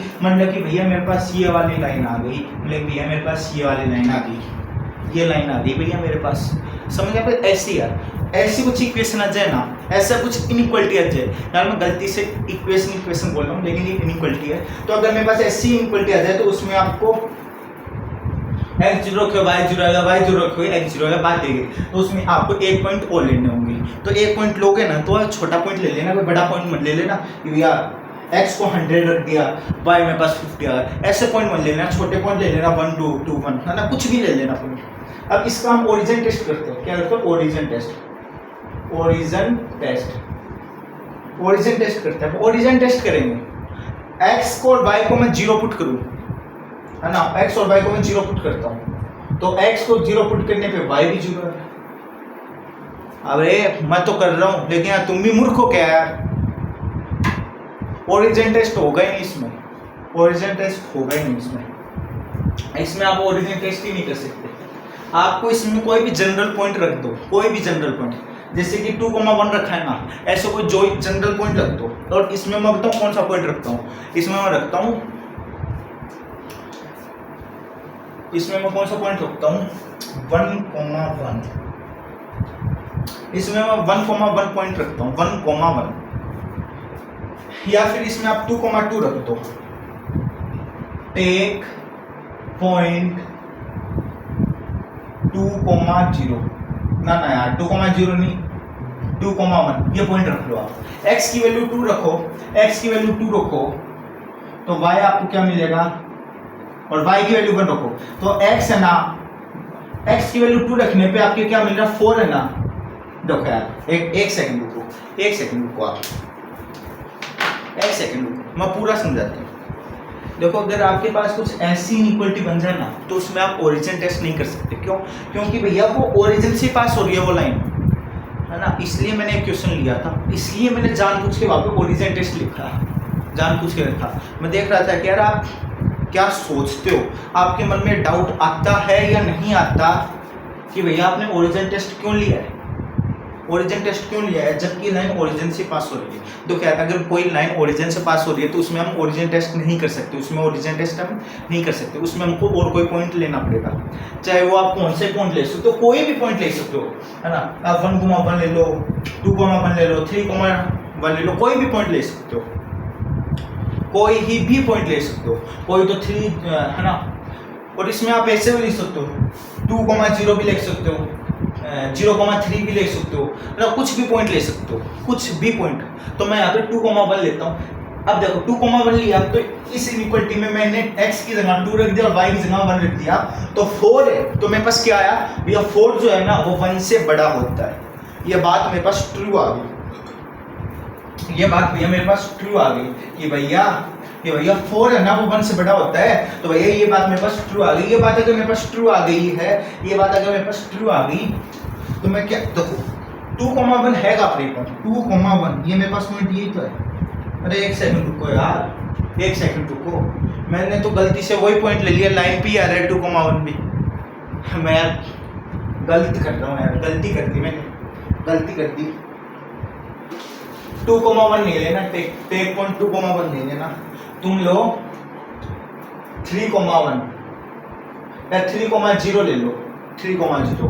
अब 3 x की वैल्यू आप 3 पुट करो, y की वैल्यू 0 पुट करो तो 6 है, वो 0 से बड़ा है या नहीं है ना। तो आपके पास क्या मिल रही है, राइट वैल्यू मिल रही है ना, आपके पास राइट वैल्यू मिल रही है ना, हाँ भैया मिल रही है। और 3,0 कहाँ पर भैया, ये वाला पॉइंट है 3,0 ये वाला पॉइंट है, ये वाला पॉइंट है मतलब कि इस साइड के सारे पॉइंट, इस साइड के सारे पॉइंट, इस साइड के सारे पॉइंट, है ना, इस लाइन को सेटिस्फाई करेंगे, इस लाइन को सेटिस्फाई करेंगे। तो मैं माफ़ी चाहता हूँ यहाँ पर मैंने 2,1 ले लिया क्योंकि 2,1 भी लाइन के ऊपर ही आ रहा है, 2,1 भी लाइन के ऊपर ही आ रहा है। मैं लेना तो चाह रहा था 1,2 लेकिन पता नहीं है कैसे 2 ले लिया, 2,1 ले लिया है, पता नहीं कैसे ले लिया, ध्यान नहीं दिया। अब देखो वापस मैं समझा देता हूँ, कुछ ऐसी इनइक्वालिटी है तो वो है ना ओरिजिन के ऊपर से पास होती है, तो आप वहाँ पर ओरिजिन टेस्ट नहीं कर सकते, वहाँ पर आप और कोई पॉइंट वहाँ पे आप और कोई पॉइंट ले सकते हो, और कोई पॉइंट ले सकते हो। जैसे कि मैंने 3,0 लिया तो आप ऐसे 3,0 या 0,3 ऐसे कुछ भी पॉइंट ले सकते हो। अगर आपके पास राइट वैल्यू है तो वो जो पॉइंट लिया है उसकी तरफ वाला एरिया जितने भी पॉइंट है वो उस लाइन को सेटिस्फाई करेंगे, और अगर आपके पास रॉन्ग आ गया तो उससे दूर वाले पॉइंट उसको सेटिस्फाई करेंगे। जैसे कि मैंने 3,0 लिया तो x की वैल्यू 3 पुट की तो 6 है ना वो 0 से बढ़ा रहा है ना, और y की वैल्यू 0 पुट की तो 6 है ना वो 0 से बढ़ा रहा है। तो मतलब कि मैंने 3,0 पॉइंट लिया, वो ये पॉइंट है, तो इस साइड के सारे पॉइंट मेरे को इस इनइक्वालिटी को सेटिस्फाई करते हुए दिखते हैं ना, दिख गए ना, हाँ दिख गए। अब हम क्वेश्चन के ऊपर चलते हैं, एनसीईआरटी क्वेश्चन के ऊपर। तो यार सिंपल बात बताऊं ना कि मैंने जितना बता दिया ना, जो बताया इतना कर लोगे ना। अब अगर चाहो तो ये लेक्चर आप यहाँ पर ही बंद कर सकते हो, और ये लेक्चर यहाँ पर बंद करके आप अगर आप एनसीईआरटी क्वेश्चन लेने जाओगे ना आप कर लोगे। बस 2-3 चीजें हो रहा है जो कि मैं 2-3 क्वेश्चन और कर रहा हूँ। उन 2-3 क्वेश्चन के अंदर है ना, 2-3 क्वेश्चन के अंदर आपको वो चीज़ें है ना समझ में आ जाएगी, तो आप चाहे लेक्चर वहाँ पर ही बंद कर देना और एनसीईआरटी के क्वेश्चन जाके कर सकते हो। और आपको ऐसा है ना कि हाँ देखो सुनो मेरी बात, मैं 2-3 क्वेश्चन करवाऊंगा, 2-3 क्वेश्चन करवाऊंगा, मतलब कि 2-3 क्वेश्चन तो अभी तक करवा दिए, और एनसीईआरटी के मैं क्वेश्चन करवाऊंगा। मैं एक बार देखता हूँ एनसीईआरटी कितने क्वेश्चन करवा रहा हूँ। मैं आपको करवाऊंगा 1 क्वेश्चन है ना, मैं करूँगा 2, मैं आपको 3 क्वेश्चन करवाने वाला हूँ। अब तीनों क्वेश्चन में अलग अलग कॉन्सेप्ट के हैं, तीनों क्वेश्चन में हमको हर एक चीज़ नई देखने को मिलेगी। तो मैं आपको नहीं बोलूँगा कि आप छोड़िए जाओ लेक्चर, लेकिन जिसको ऐसा लगता है कि भैया मैं एनसीईआरटी के हर एक क्वेश्चन कर सकता हूँ तो वो जा भी सकता है छोड़ के। लेकिन मैं आपको पहले ही बता देता हूँ कि हर एक क्वेश्चन में अलग अलग कॉन्सेप्ट लगेगा। तो कॉन्सेप्ट सेम ही है, कॉन्सेप्ट सेम ही है, लेकिन हर एक क्वेश्चन में एक नई चीज़ सीखने को मिलेगी। जैसे कि ये मैंने जो क्वेश्चन कराया सारे बाउंडेड रीजन के क्वेश्चन थे, अब मैं अनबाउंडेड रीजन के क्वेश्चन करवाने वाला हूँ, तो वो देखेंगे। तो देखो यार ये क्वेश्चन है, तो सारे ही सारे क्वेश्चन इंपॉर्टेंट है, लेक्चर को मत बंद करना। और अभी तक 55 मिनट हो गए हैं। अब देखो ये हमारे पास क्वेश्चन है, मैंने वीडियो को पॉज करके मतलब कि वीडियो को एक बार रोक कर ये क्वेश्चन लिख लिया है। क्वेश्चन क्या है वो समझते हैं, कैसे करना वो समझते हैं। और एक चीज़ और मैं बताना भूल गया था इंट्रोडक्शन में, कि हमने जो एरिया देखा है ना, मतलब कि जैसे कि मैं आपको बताता हूँ, हमने जितने भी टाइप के वो देखे, जितने भी टाइप के अभी तक ग्राफ बनाए थे, 2-3 ग्राफ बनाए, तो उसमें मान लो ये आ रहा है। अब इसका कॉमन एरिया निकालना था, तो क्या निकालना, कॉमन एरिया जिस एक देखो ऐसा कॉमन एरिया जिसके अंदर हर एक पॉइंट उन दोनों लाइन को सेटिस्फाई करे। जैसे कि मान लो ये 2 लाइन है, इन दोनों लाइन का ऐसा कॉमन एरिया निकालना है जिसके अंदर जो भी पॉइंट है ना वो इन दोनों लाइन को सेटिस्फाई करे। जैसे कि ये वाला एरिया हो गया, ये वाली लाइन इधर ये वाली लाइन है ना ओरिजिन टेस्ट फेल कर रही है, मतलब कि इस वाली लाइन में ओरिजिन टेस्ट फेल हो रहा है और इस वाली लाइन में ओरिजिन टेस्ट पास हो रहा है। तो इनका जो कॉमन एरिया भैया वो ये वाला एरिया होगा, है ना, वो ये वाला एरिया होगा, है ना, वो कॉमन एरिया ये वाला होगा, है ना, कि इस एरिया के अंदर जो जो पॉइंट आएंगे वो इन दोनों लाइन को वो सेटिस्फाई करेंगे। हमको ये देखा था, लेकिन हमारे जो सिलेबस में है ना, हमारे सिलेबस में सिर्फ के सिर्फ फर्स्ट क्वाड्रेंट वाले ही ग्राफ है, मतलब कि फर्स्ट क्वाड्रेंट में ही बनेंगे वो ग्राफ, फर्स्ट क्वाड्रेंट के ही है। अब कैसे पता लगा, मैंने क्वेश्चन को देखते ही पता लगा है। अब कैसे लगा है वो आप भी पता लगा लेना। देखो कैसे, कि solve the following linear programming problem graphically minimize z subject to this and this. अब देखो क्या चीज है, समझो आप कि मेरे को है ना एक लीनियर प्रोग्रामिंग लीनियर प्रोग्रामिंग की एक प्रॉब्लम दे रखी है मेरे को, है ना, लीनियर प्रोग्रामिंग की एक मेरे को प्रॉब्लम दे रखी है जिसमें मेरे को जेड की मिनिमम वैल्यू निकालनी है। और ये तो जेड है ना कुछ भी हो सकता है, ये तो जेड कुछ भी हो सकता है, ये सेल हो सकता है ना, ये आउटसोर्स हो सकता है, कुछ भी हो सकता है ना, प्रॉफिट हो सकता है, सेल हो सकता है, कुछ भी हो सकता है, ये जेड कुछ भी हो सकता है ना, कुछ भी हो सकता है। ये मार्कर काट गए यार, वापस मार्कर के ये है ना, ये जेड कुछ भी हो सकता है। अब देखो मैंने कहा से मेरे को ये 4 इक्वेशन दी, 4 इक्वेशन में एक तो ये है, एक ये है, सॉरी एक ये है, एक ये है और एक ये। अब ये दो देखो आप, x greater than and equal to 0, y greater than and equal to 0, इनको देख के आपको क्या लग रहा है कि भैया x की वैल्यू, मतलब ग्राफ जब आप प्लॉट करो तो उसमें x है ना वो हमेशा 0 के इक्वल या 0 से बड़ा होगा और y भी 0 के इक्वल 0 से बड़ा होगा। नहीं समझ में आया, अभी समझेंगे। एक बार इन दोनों इक्वेशन को सोल्व है, इन दोनों इनइक्वालिटी को सोल्व करते हैं। देखो x प्लस 2y, इसमें ओरिजिन सॉरी इसमें x y की वैल्यू निकाल लेते हैं, है ना। सेम चीज इधर करेंगे, 3x प्लस 2y, है ना, इसमें भी वैल्यू निकाल लेते हैं x y की। x को 0 रख, y क्या आएगा 4 आएगा, y को 0 रख, x क्या आएगा 8 आएगा। इसमें देख x को 0 रख, y क्या आएगा 6 आएगा, और 6 ही तो आएगा यार, इसको 0 रख यार 2 नीचे जाएगा 6 आएगा। और y को 0 रख, y को 0 रख तो x क्या आएगा, y को 0 रख तो x इधर गया तो 4 आएगा, है ना। 3 6 9 12, हाँ 4 आएगा, राइट, ये आ गया, है ना। अब इसमें क्या होगा, आपको ग्राफ प्लॉट करना है। क्या करना है, ग्राफ प्लॉट।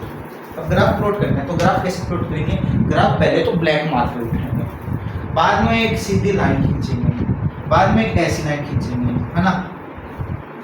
बाद में इनमें नंबर लिखेंगे 1 2 3 4 5 6 7। एक सेकंड रुकना, 8 तक जाना है ना मेरे को, ये 8, ओके। और इधर देख लो आप 1 2 3 4 5 6 7 8। हाँ अब देख लो, दोनों ग्राफ प्लॉट करते हैं, हम प्लॉट करते हैं, है ना। ग्रीन मार्कर से करेंगे हम, क्या करेंगे, ग्रीन मार्कर से करेंगे, मजा आ जाएगा ग्रीन मार्कर से करने का।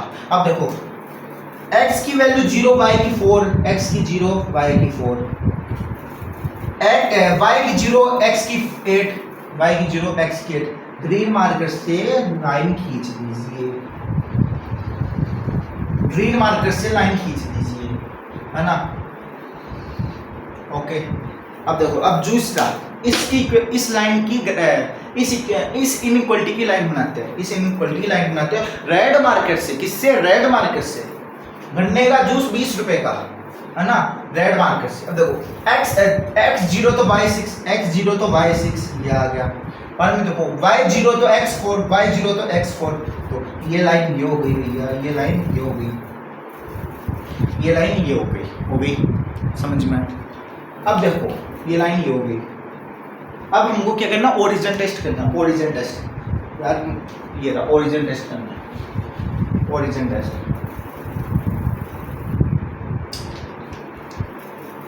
ओरिजिन टेस्ट कहाँ पर करेंगे,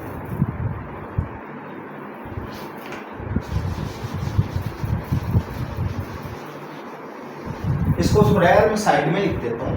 सब्जेक्ट क्या है मेरे पास, सब्जेक्ट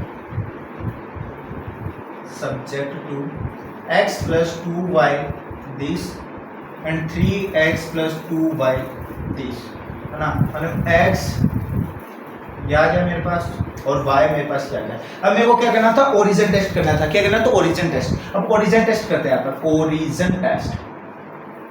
अब ओरिजिन टेस्ट करते हैं दोनों इक्वेशन का, दोनों इक्वेशन का ओरिजिन टेस्ट करते हैं। पहले इस वाली इक्वेशन में ओरिजिन पुट करो, x की जगह 0, y की जगह 0। तो x की जगह 0, y की जगह 0। ये सही आ रही है क्या, ये बात सही है क्या, 0 8 से छोटा होता है क्या, हाँ भैया ये बात तो सही है, राइट है ये बात सही है, बात राइट है। अगर बात करें इस वाली इक्वेशन में 3x plus 2y, इसमें अगर ओरिजिन पुट करें तो 3 0 plus 2 0 is equal to 12। तो क्या हो गया, 0 plus 0 स्मॉलर देन और इक्वल टू 12, है ना। तो 0 है ना 12 से छोटा है। ये बात सही है क्या, ये बात भी सही है क्या, हाँ भैया दोनों बात सही है, दोनों ही राइट आ रही है, दोनों ही राइट आ रही है भैया। जब हमने इस वाली इक्वेशन में, जब हमने फर्स्ट वाली इस वाली इक्वेशन में ओरिजिन पुट किया तो भैया मेरे पास बात सही है, राइट आ रही है। 0 है ना वो 8 से छोटा होता है। जब मैंने इस वाली इक्वेशन में ओरिजिन पुट किया, मतलब 0 है ना वो 12 से छोटा आता है, तो भैया बात सही है, राइट आ रही है ना, राइट आ रही है। मतलब कि ये ग्रीन वाली लाइन का भी इधर वाले पॉइंट इसको सेटिस्फाई करेंगे और इस रेड वाले लाइन के भी इधर वाले ही पॉइंट इसको सेटिस्फाई करेंगे, है ना। ओरिजिन की तरफ वाले पॉइंट इसको सेटिस्फाई करेंगे, है ना। ओरिजिन की तरफ वाले पॉइंट इसको सेटिस्फाई करेंगे। क्या करेंगे, इसको सेटिस्फाई करेंगे। अब दूसरी बात देखो कि यहाँ पर मैं आपको अभी थोड़ी देर पहले एक चीज समझा रहा था, क्या कि भैया इन दोनों को, एक तो इसको एक इसको, इसका मतलब क्या है, देखो क्लास 12 में सारे इसके ऊपर ही हर एक क्वेश्चन में आपको देखने को मिलेगा कि x ना 0 से बड़ा है और y भी 0 से बड़ा है और x 0 के इक्वल और y भी 0 के इक्वल है। आपको पूरी एक्सरसाइज जो 10 के 10 क्वेश्चन है एक्सरसाइज में क्लास 12 के chapter number 12 linear programming chapter में हर एक क्वेश्चन में आपको ये देखने को मिलेगा x ग्रेटर देन और equal to 0, y greater than and equal to 0। इसका मतलब ये है कि अगर y लो ये जो y की इक्वेशन है, y की इनइक्वालिटी है, इसमें है ना y जो होगा वो इधर वाली साइड होगी और x जो होगी वो इधर वाली साइड होगी, है ना। ये ओरिजिन की इक्वल है। इसमें ओरिजिन पुट करो तो भैया 0 = 0 आ गया।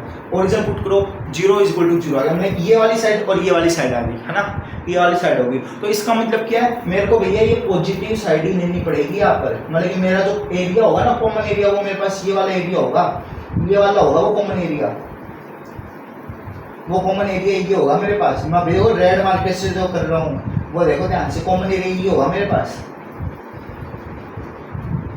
कॉमन एरिया ये होगा मेरे पास। देख लो आप ध्यान से, कॉमन एरिया ये होगा, है ना, समझ रहे हो कॉमन एरिया क्या हो रहा है। देखो सबसे पहली बात, मेरे पास ये इक्वेशन दी z = -3x + 4y, है ना। मेरे पास ये z दे रखा है ना, इसकी मिनिमम वैल्यू बताना है। अब मेरे को सब्जेक्ट क्या दिया, मेरे को सब्जेक्ट टू क्या दिया कि भैया x + 2y > and equal to 8। 8 भैया ये क्या है, 8 है। और 3x + 2y > and equal to 12। और बाद में मेरे को एक चीज और दे दी, x है ना वो 0 से बड़ा है, 0 के इक्वल होगा, और y जो है वो 0 से बड़ा है, y के इक्वल होगा, 0 के इक्वल होगा।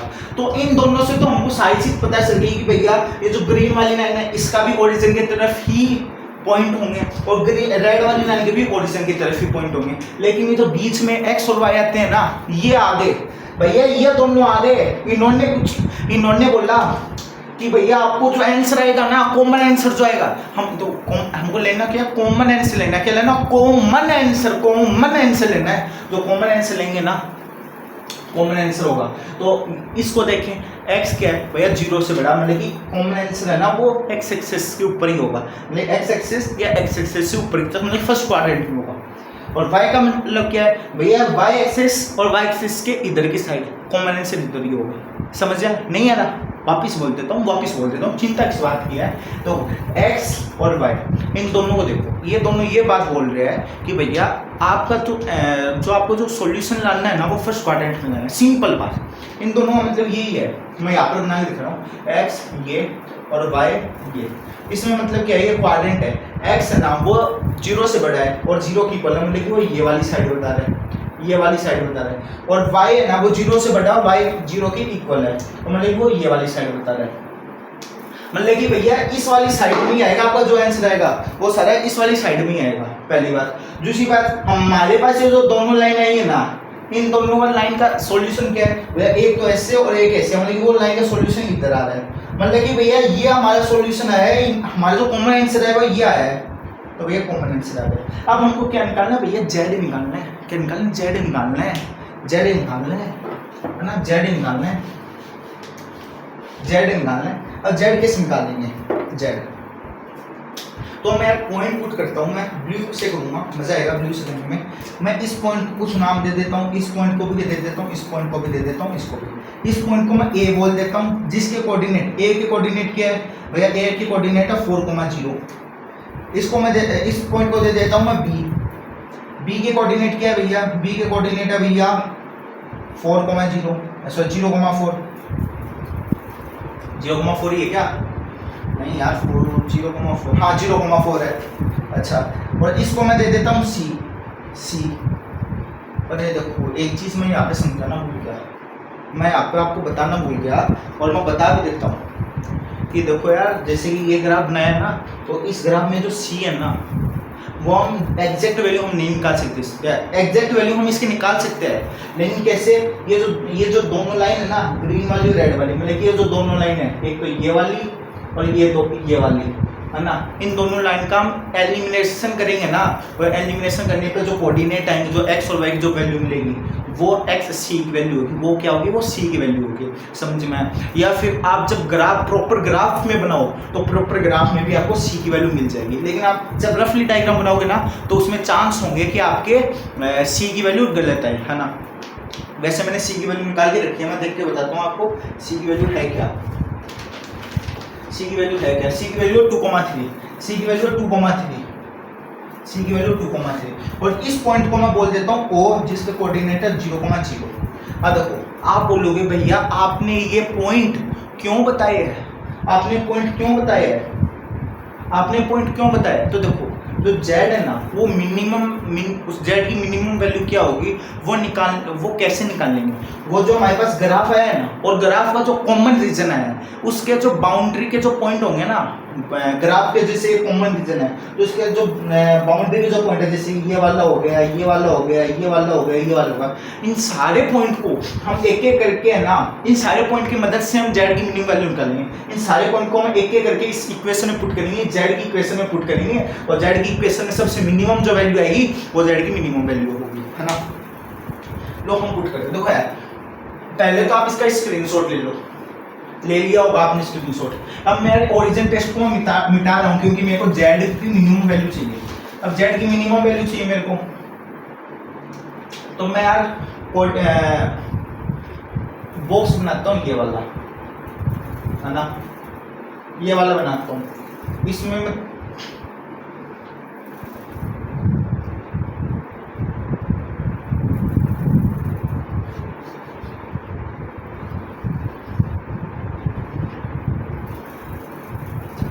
-3 जेड की क्या वैल्यू आ रही है यहाँ पे, Z is equal to -3x + 4y + 4y, और यहाँ पे क्या लिखना है, कॉर्नर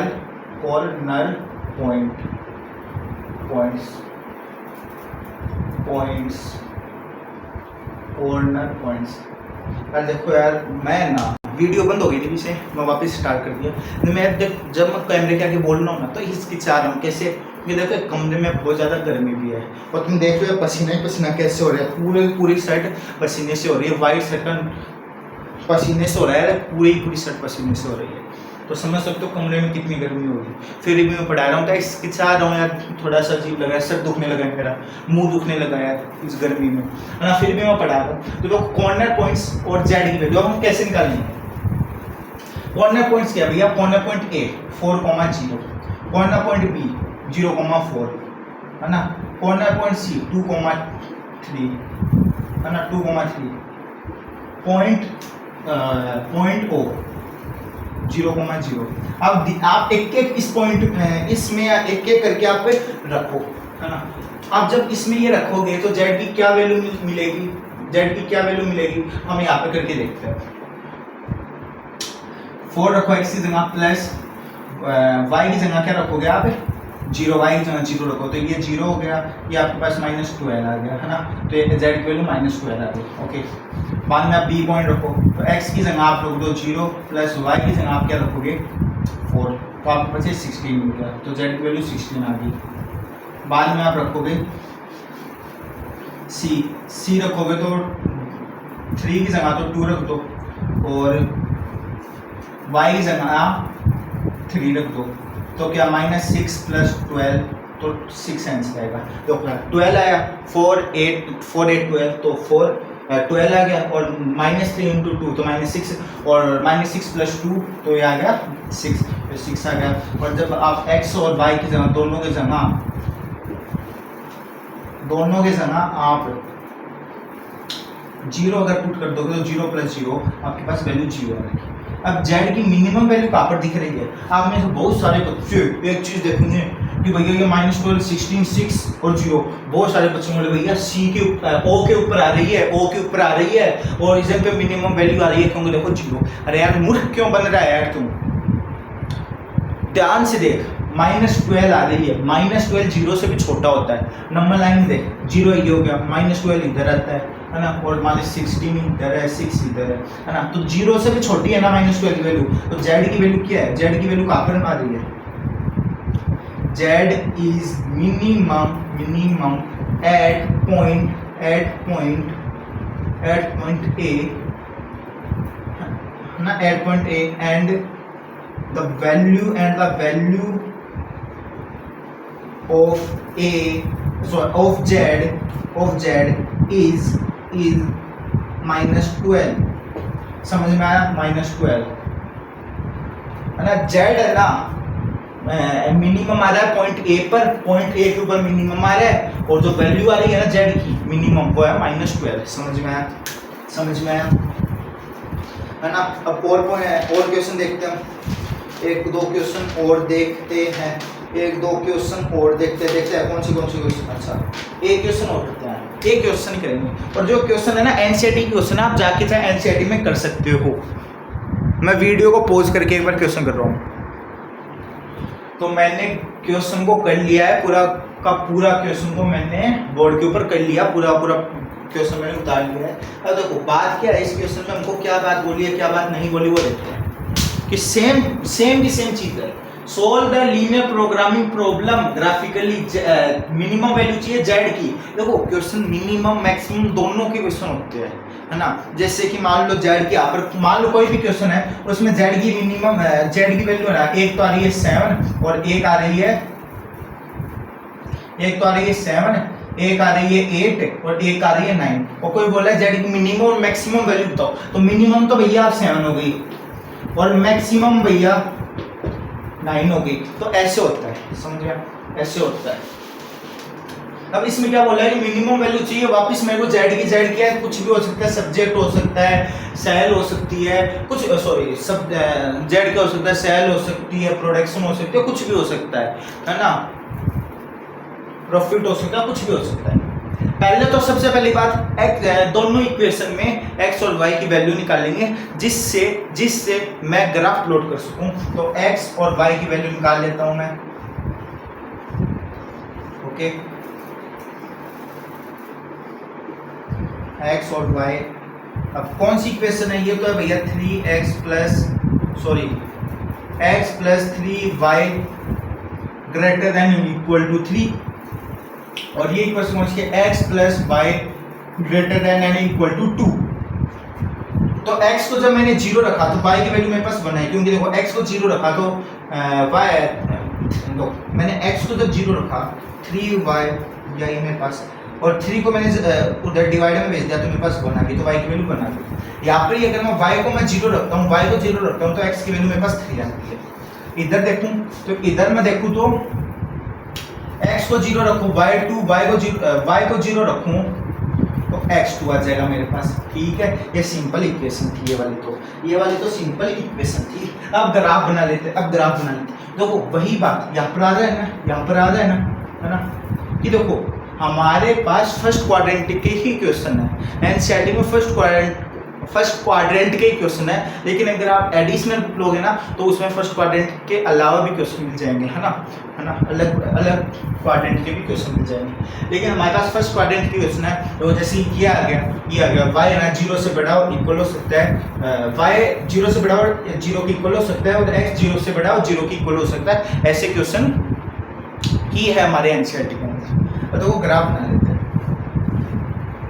ये हमारा लास्ट क्वेश्चन है आज का, लेकिन इस क्वेश्चन को मैंने क्यों लिया है क्यों नहीं लिया, इसका सारी बात मैं बताऊंगा। ये क्वेश्चन में एक बहुत ही इंपॉर्टेंट बात छुपी हुई है, क्योंकि देखना अभी देखते हैं, एक चीज दिखाता हूँ आपको, है ना। एक ग्राफ प्लॉट करते हैं। दो मैक्सिमम मैक्स टू 3 जाए तो 1 लो 2 लो ये 3 लो, इधर भी 1 लो 2 लो ये 3 लो, है ना। जब मैंने x को जब 0 पुट किया, जब मेरे पास y की वैल्यू 1 आई, मतलब ये पॉइंट हो गया। जब मैंने y को 0 पुट किया, x की वैल्यू 3 आ गई, मेरे पास ये पॉइंट हो गया। तो एक ग्राफ ये बन गया मेरे पास, है ना। एक लाइन मेरे पास ये आ गई, एक लाइन ये आ गई। जो सही देखो, है ना, इसको अलग मार्कर से करनी पड़ेगी यार, इसको अलग मार्कर से करनी पड़ेगी। कौन सा मार्कर, रेड मार्कर से करेंगे, इसको रेड मार्कर से करेंगे। x को 0 लिया y 2 आ गया, y को 0 लिया x2 आ गया, ये हमारे पास है। अब सबसे पहली बात ओरिजिन टेस्ट करेंगे, ओरिजिन टेस्ट करते हैं। अगर ओरिजिन के ऊपर से लाइन जा रही हो भैया, अगर ओरिजिन के ऊपर से अगर लाइन जा रही है ना, तो ओरिजिन टेस्ट नहीं करेंगे, जूसर टेस्ट कर लेंगे, कोई जूसर पॉइंट ले लेंगे जो उसको सेटिस्फाई करे, मतलब वो देख लेंगे, जूसर पॉइंट ले लेंगे। आप अपने अकॉर्डिंग ले लेना वो पॉइंट, क्योंकि यार देखो ज़्यादा बड़े पॉइंट ले नहीं लेना।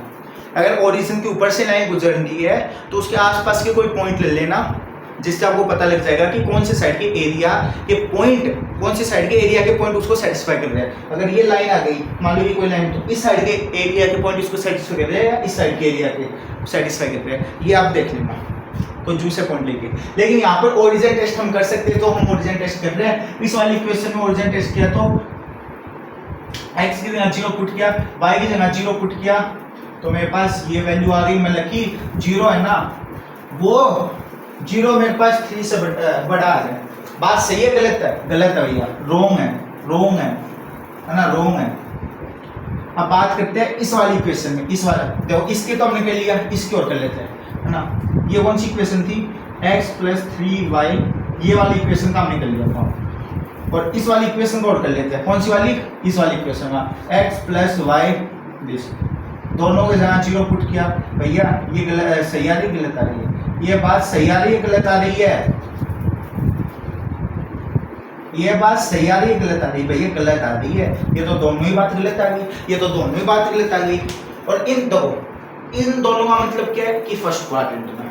अब इसका मतलब क्या है कि भैया जीरो है ना, वो 3 से बड़ा है, ये बात गलत है ना, मतलब कि रोंग, मतलब कि ओरिजिन के तरफ वाले पॉइंट उसको सेटिस्फाई नहीं करेंगे, ओरिजिन से दूर वाले पॉइंट उसको सेटिस्फाई करेंगे। वैसे ही यहाँ पर हमने जब ओरिजिन पुट किया तो जीरो है ना, वो 2 से बड़ा आ रहा है, तो ये बात सही है गलत है? गलत है भैया। तो मतलब कि ओरिजिन के तरफ वाले पॉइंट सेटिस्फाई नहीं करेंगे, ओरिजिन से दूर वाले पॉइंट सेटिस्फाई करेंगे। भैया हमने ब्लू कलर यूज नहीं किया, बाकी तीनों कलर यूज कर लिए। तो ब्लू कलर से देखते हैं, रेड वाली भी इधर की तरफ जा रही है और ग्रीन वाली भी इधर की तरफ जा रही है ना।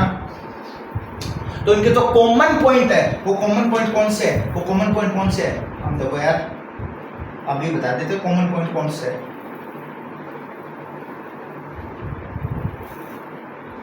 है ना। कॉमन पॉइंट भैया ये वाले है, कॉमन पॉइंट भैया ये वाला है। कौन सा? ये वाला, ये वाला कॉमन पॉइंट भैया ये वाले है, जो इन दोनों इक्वेशन में आ रहे हैं, जो इन दोनों इक्वेशन में आ रहे हैं, है ना।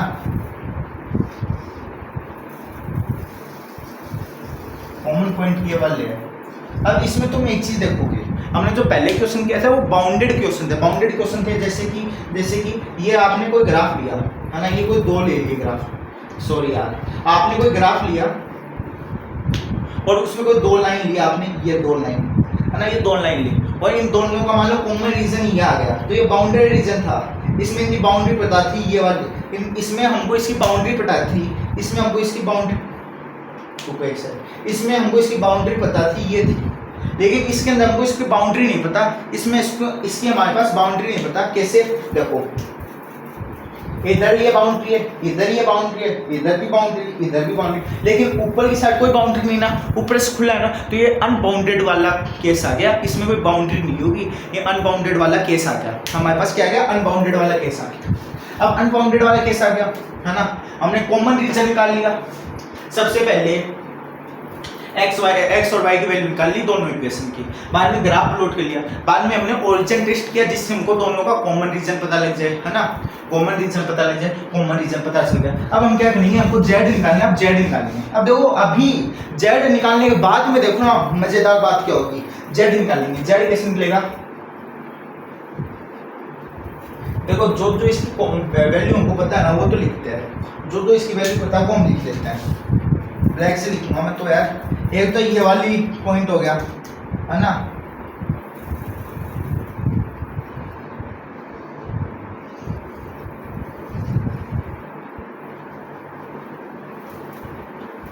एक सेकंड रुकना है, थोड़ी कंफ्यूजन हो रही है। ये वाला तो इधर होगा,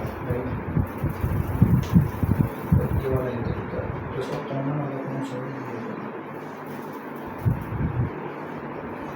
है ना, इसके पॉइंट लिख लेते हैं। अभी मैं ग्राफ बना दूंगा आपको, एकदम नीट एंड क्लीन ग्राफ बना दूंगा। अभी तो जेड की वैल्यू लिखी है, अगर जेड क्या है 3x + 5y, ये हमारे पास जेड है।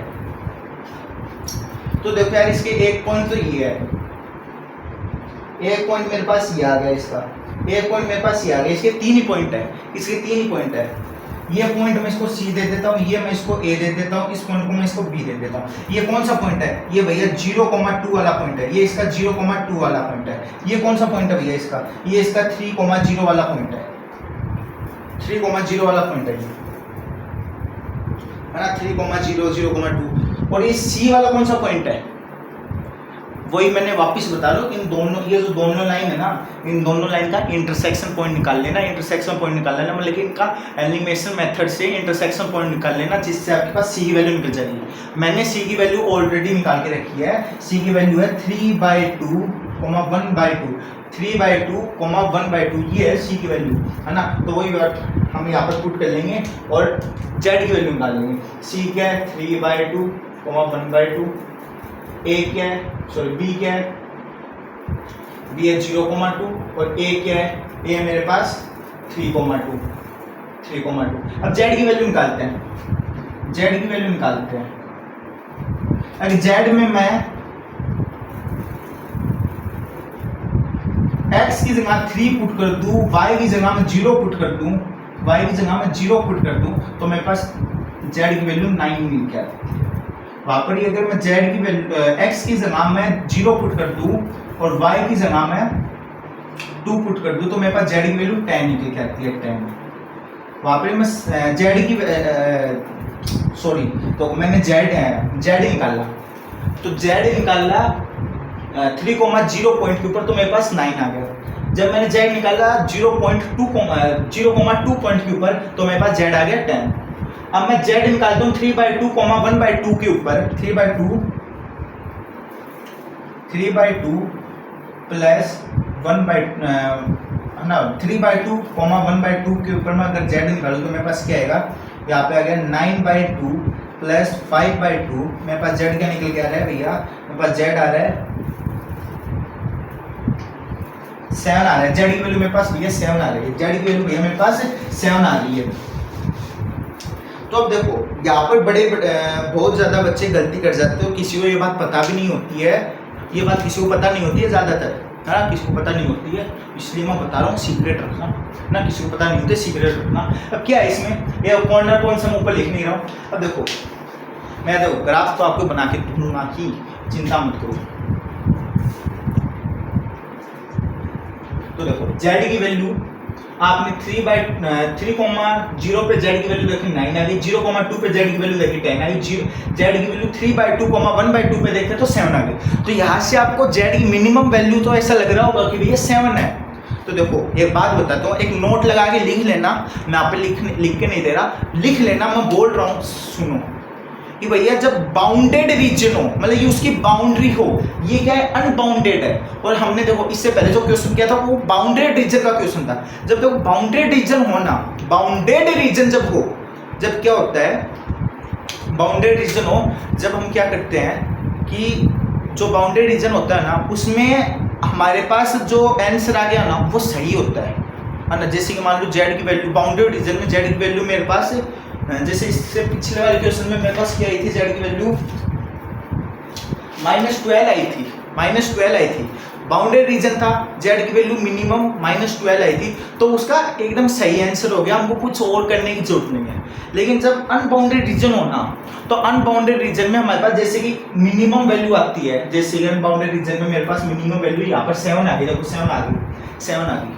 तो जब अनबाउंडेड रीजन में मिनिमम वैल्यू आती है ना, जब हमको क्या करना होता है, उसके जो आंसर है ना उसको श्योर करना होता है कि भैया यही सही आंसर है क्या। समझो, ध्यान से समझो, जब अनबाउंडेड रीजन हो, जब हमको श्योर करना होता है कि भैया, हमको श्योरिटी लेनी होती है, हमको श्योर करना होगा कि भैया जो आंसर है वो सही आंसर ही है क्या, वो गलत तो नहीं है। जब बाउंडेड रीजन हो तो क्या, जिसकी बाउंड्री हो, जिसका बाउंडेड रीजन आ गया, उसमें तो हमको श्योर करने की जरूरत नहीं है। लेकिन अगर ऐसा क्वेश्चन आ गया जिसमें बाउंडेड रीजन अनबाउंडेड रीजन है, ऐसा क्वेश्चन आ गया जिसमें अनबाउंडेड रीजन क्या, अनबाउंडेड रीजन, तो उसमें हमको श्योरिटी करनी होगी कि भैया ये जो आंसर है ये सही है। जैसे इस अनबाउंडेड रीजन में, एक सेकंड रुको यार, मैं पहले ग्राफ बना के दूंगा तुमको यार, मेरे को अजीब लग रहा है, ग्राफ बहुत घटिया लग रहा है ना। मैं पहले ग्राफ बना के देता हूँ तुमको, है ना। देखो अनबाउंडेड रीजन, ये 1 है, ये 2 है, ये 3 है, ये 1 है, ये 2 है, ये 3 है ना। अब ग्राफ कैसे जा रहा है देखो, एक तो 0,1 से 0,1, एक तो ये हो गया और एक 0,3, एक हो गया एक्चुअली, हाँ, एक तो लाइन ये जा रही है ना, राइट। एक लाइन जा रही है कौन सी, x और 0 रख लूँ, y को 2 आएगा, x 0 2 y 2 आएगा, और x को 2 रखूँ, y 0 आ गया, मतलब ये वाला हो गया। एक लाइन होगी। इसका कॉमन रीजन क्या है हमारे पास? इसका कॉमन रीजन क्या है? राइट से करता हूँ। हमारे पास इसका कॉमन रीजन ही आ गया है ना, इसका कॉमन रीजन ही आ गया हमारे पास, है ना। जिसमें ये वाला जो पॉइंट है वो क्या है मान लिया मैंने? ए मान लिया, जिसका 3,0 है, राइट। याद ये अलग से करूँगा, ये 3,0 है ए पॉइंट। मैंने ये पॉइंट माना सी, जिसका 3/2, 1/2 है। ये पॉइंट है बी, इसका क्या हो गया? 0,2 है। अब ये अनबाउंडेड रीजन है। अब इस अनबाउंडेड रीजन है, इसका हमारे पास जेड की मिनिमम वैल्यू क्या है? इस अनबाउंडेड रीजन में भैया हमारे पास जो जेड की मिनिमम वैल्यू आई है ना, तो जेड की जो मिनिमम वैल्यू है वो 7 आई है। और कौन से पॉइंट पर आई है भैया? सी पॉइंट पर आई है। मतलब कि जो इस अनबाउंडेड रीजन में जो हमारे पास जो आंसर है वो भैया इस पॉइंट के ऊपर आया है ना, इस सी पॉइंट के ऊपर है ना, हमारे पास जेड मिनिमम आया है 7, है ना। अब हमको ये श्योरिटी देनी होगी कि भैया जो आंसर जो है वो इस सी के ऊपर ही आएगा। आंसर जो है ना वो इस सी पॉइंट के ऊपर ही आएगा, है ना। सही आंसर वो इस सी पॉइंट के ऊपर ही होगा। हमको एक श्योरिटी देनी होगी। और वो श्योरिटी हम कैसे देंगे? हम जेड को है ना, वो श्योरिटी हम कैसे देंगे? मैं इसको मिटा रहा हूँ, मिटाओ या रहने देता हूँ, कोई जरूरी नहीं है। मैं क्या करता हूँ, जेड को इक्वेशन क्या है?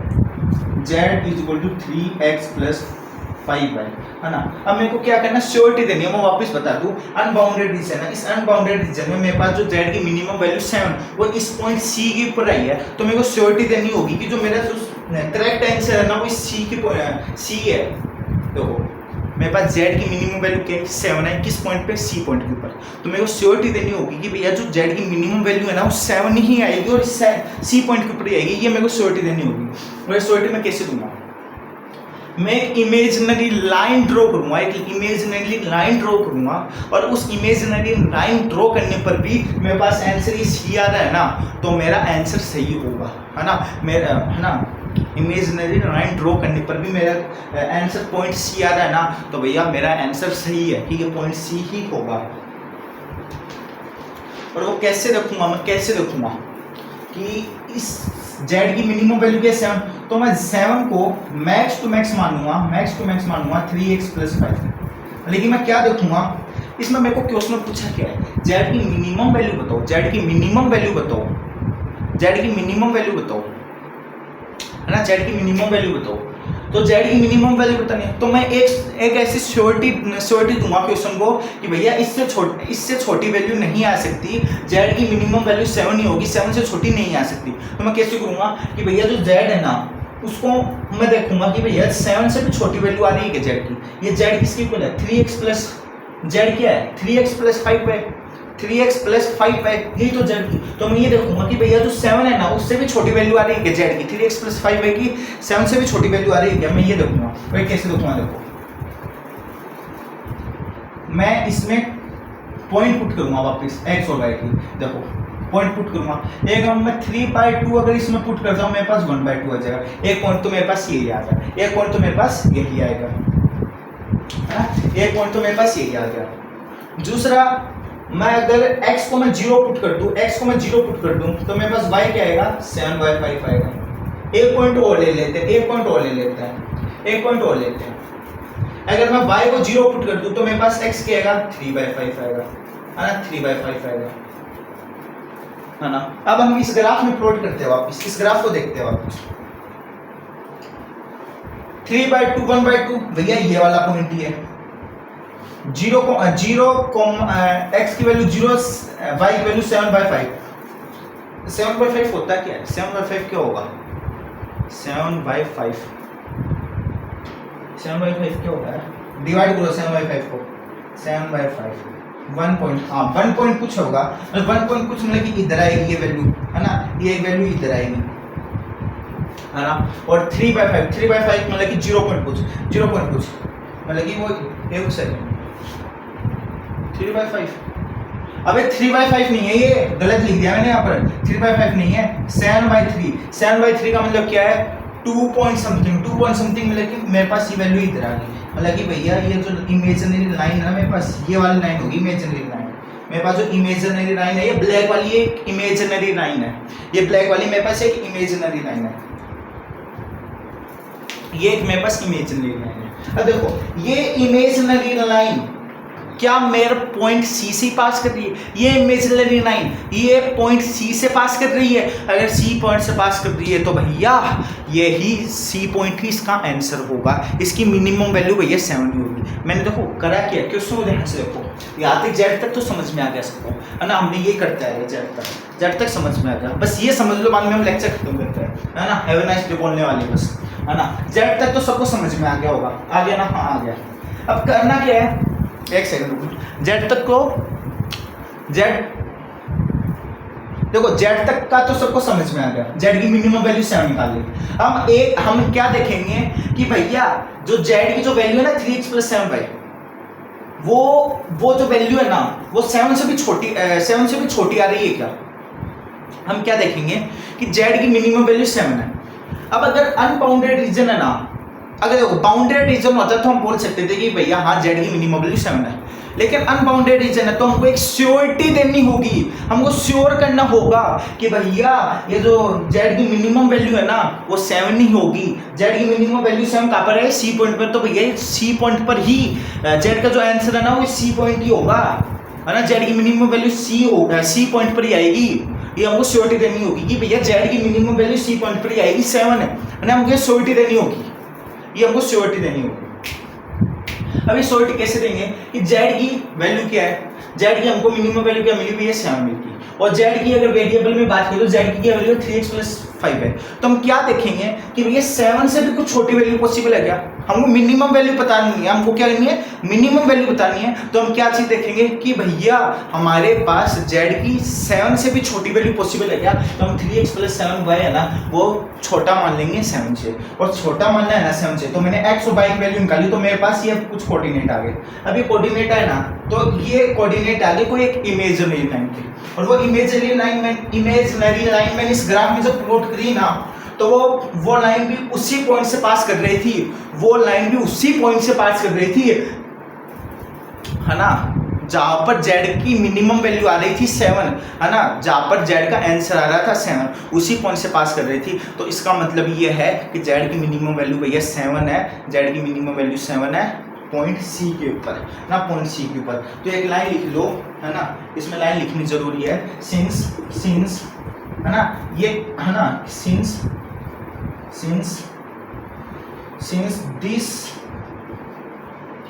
दिस passes, देखो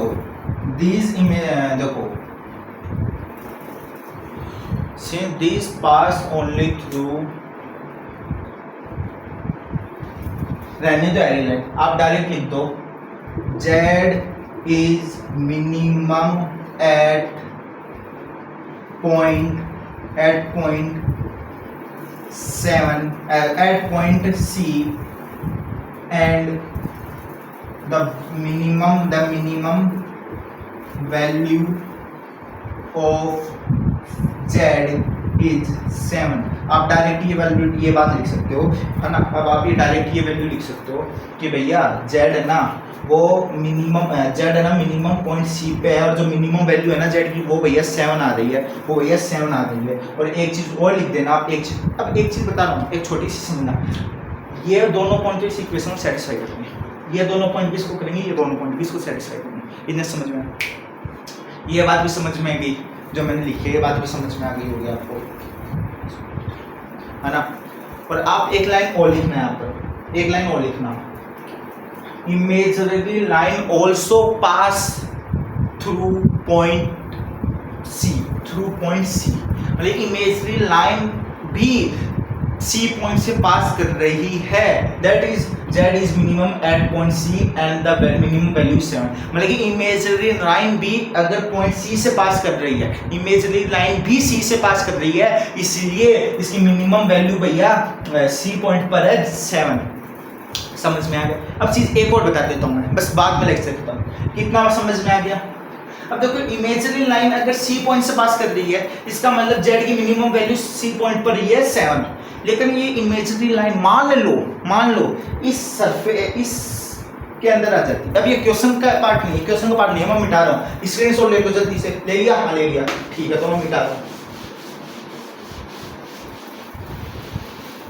देखो यार, गर्मी की वजह से मैं हड़बड़ा रहा हूँ, बहुत ज़्यादा हड़बड़ा रहा हूँ, मेरे को भी पता है मैं बहुत ज़्यादा हड़बड़ा रहा हूँ। मैं एक ही बात को 2-3 बार भी बोल रहा हूँ गर्मी की वजह से, ठीक है। तो यार वीडियो बीच में कट गई थी, इसलिए मैं एक बार वापस से स्टार्ट कर रहे हैं। तो देखो आपको है ना, मैं ये आपने इमेजिनरी लाइन समझ रहे थे, तो इमेजिनरी लाइन समझने से पहले मैं 3 चीजें बताना चाहूंगा। 3 चीजें क्या है? पहली चीज ये है कि भैया जो कॉमन रीजन है ना, उसको हम फेजिबल रीजन भी बोलते हैं। जैसे कि इस लाइन का ये वाला पार्ट, इस लाइन का ये वाला पार्ट, तो ये वाला जो पार्ट है ना, जो ग्रीन लाइन से मैंने सेट कर रखा है, ग्रीन लाइन से मैंने जो बना रखा है, ये वाला जो पार्ट है ना, ये वाला पार्ट इसका कॉमन पार्ट होगा। तो इस कॉमन पार्ट को हम फेजिबल पार्ट भी बोल देते हैं। कॉमन पार्ट को हम फेजिबल पार्ट भी बोल देते हैं, मतलब इसको आप फेजिबल पार्ट भी बोल सकते हो, मतलब फेजिबल रीजन भी बोल सकते हो, और इसको आप कॉमन रीजन भी बोल सकते हो। समझे?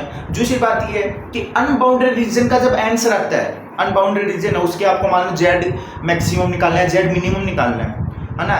तो अगर आपके पास जेड की मैक्सिमम वैल्यू आ गई या फिर आपको मिनिमम निकालना था, तो जेड की मिनिमम वैल्यू आ गई, तो जब आप वो वैल्यू निकालते हैं, आपके पास वो वैल्यू आ गई, तो आपको वो वैल्यू श्योर करनी होगी कि भैया मेरे पास जो वैल्यू है ना, वो सही वैल्यू आई है, वो करेक्ट वैल्यू है उसकी, वो मेरे को श्योर करना होगा, है ना, अनबाउंडेड रीजन में। और अगर मेरे पास बाउंडेड रीजन है ना, तो उसके अंदर कोई श्योरिटी नहीं देनी होगी कि भैया इसकी सही वैल्यू है या नहीं। वो जो बाउंडेड रीजन में जो आंसर आ गया वही सही होता है, लेकिन अनबाउंडेड रीजन में हमको श्योरिटी देनी होती है कि भैया जो आंसर हमारे पास आया है वो सही है नहीं है। और उसको श्योर करने के लिए हम क्या करते हैं, एक लाइन बनाते हैं, है ना, एक लाइन बनाते हैं, इमेजिनरी लाइन। अब इमेजिनरी लाइन क्या होती है वो समझते हैं। तो वो इमेजिनरी लाइन क्या होती है, मान लो मेरे पास कोई वैल्यू आ गई minimum z is equal to -12, मेरे पास z की एक मिनिमम वैल्यू आ गई -12, है ना, मेरे पास कोई एक ऐसी मिनिमम वैल्यू आ गई -12।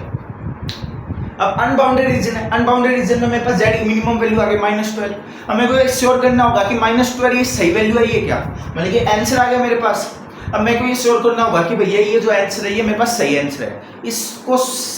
इसको मेरे को श्योर करने के लिए मेरे को एक चीज करनी होगी, इमेजिनरी लाइन बनानी होगी। तो मान लो मेरी जो इमेजिनरी लाइन है, मैं यहाँ पे कोई कोऑर्डिनेट वगैरह नहीं ले रहा, मैं एक जनरल केस ले रहा हूँ। अगर मेरे पास इमेजिनरी लाइन जो मेरे पास फेजिबल रीजन है, जो मेरे पास कॉमन रीजन है, उस कॉमन रीजन से अगर मेरे पास जो इमेजिनरी लाइन अगर मैं कॉमन रीजन से अगर मेरे पास हो रही है ना, इमेजिनरी लाइन मेरे पास कॉमन रीजन से पास हो रही है, ये कॉमन रीजन था, है ना, और ये इमेजिनरी लाइन थी। अगर इमेजिनरी लाइन कॉमन रीजन से अगर पास हो रही है, तो भैया जो क्वेश्चन है ना उसका आंसर एग्जिस्ट ही नहीं करता। एग्जिस्ट नहीं करता मतलब कि उसकी ना ही तो कोई मैक्सिमम वैल्यू ना ही कोई मिनिमम वैल्यू है।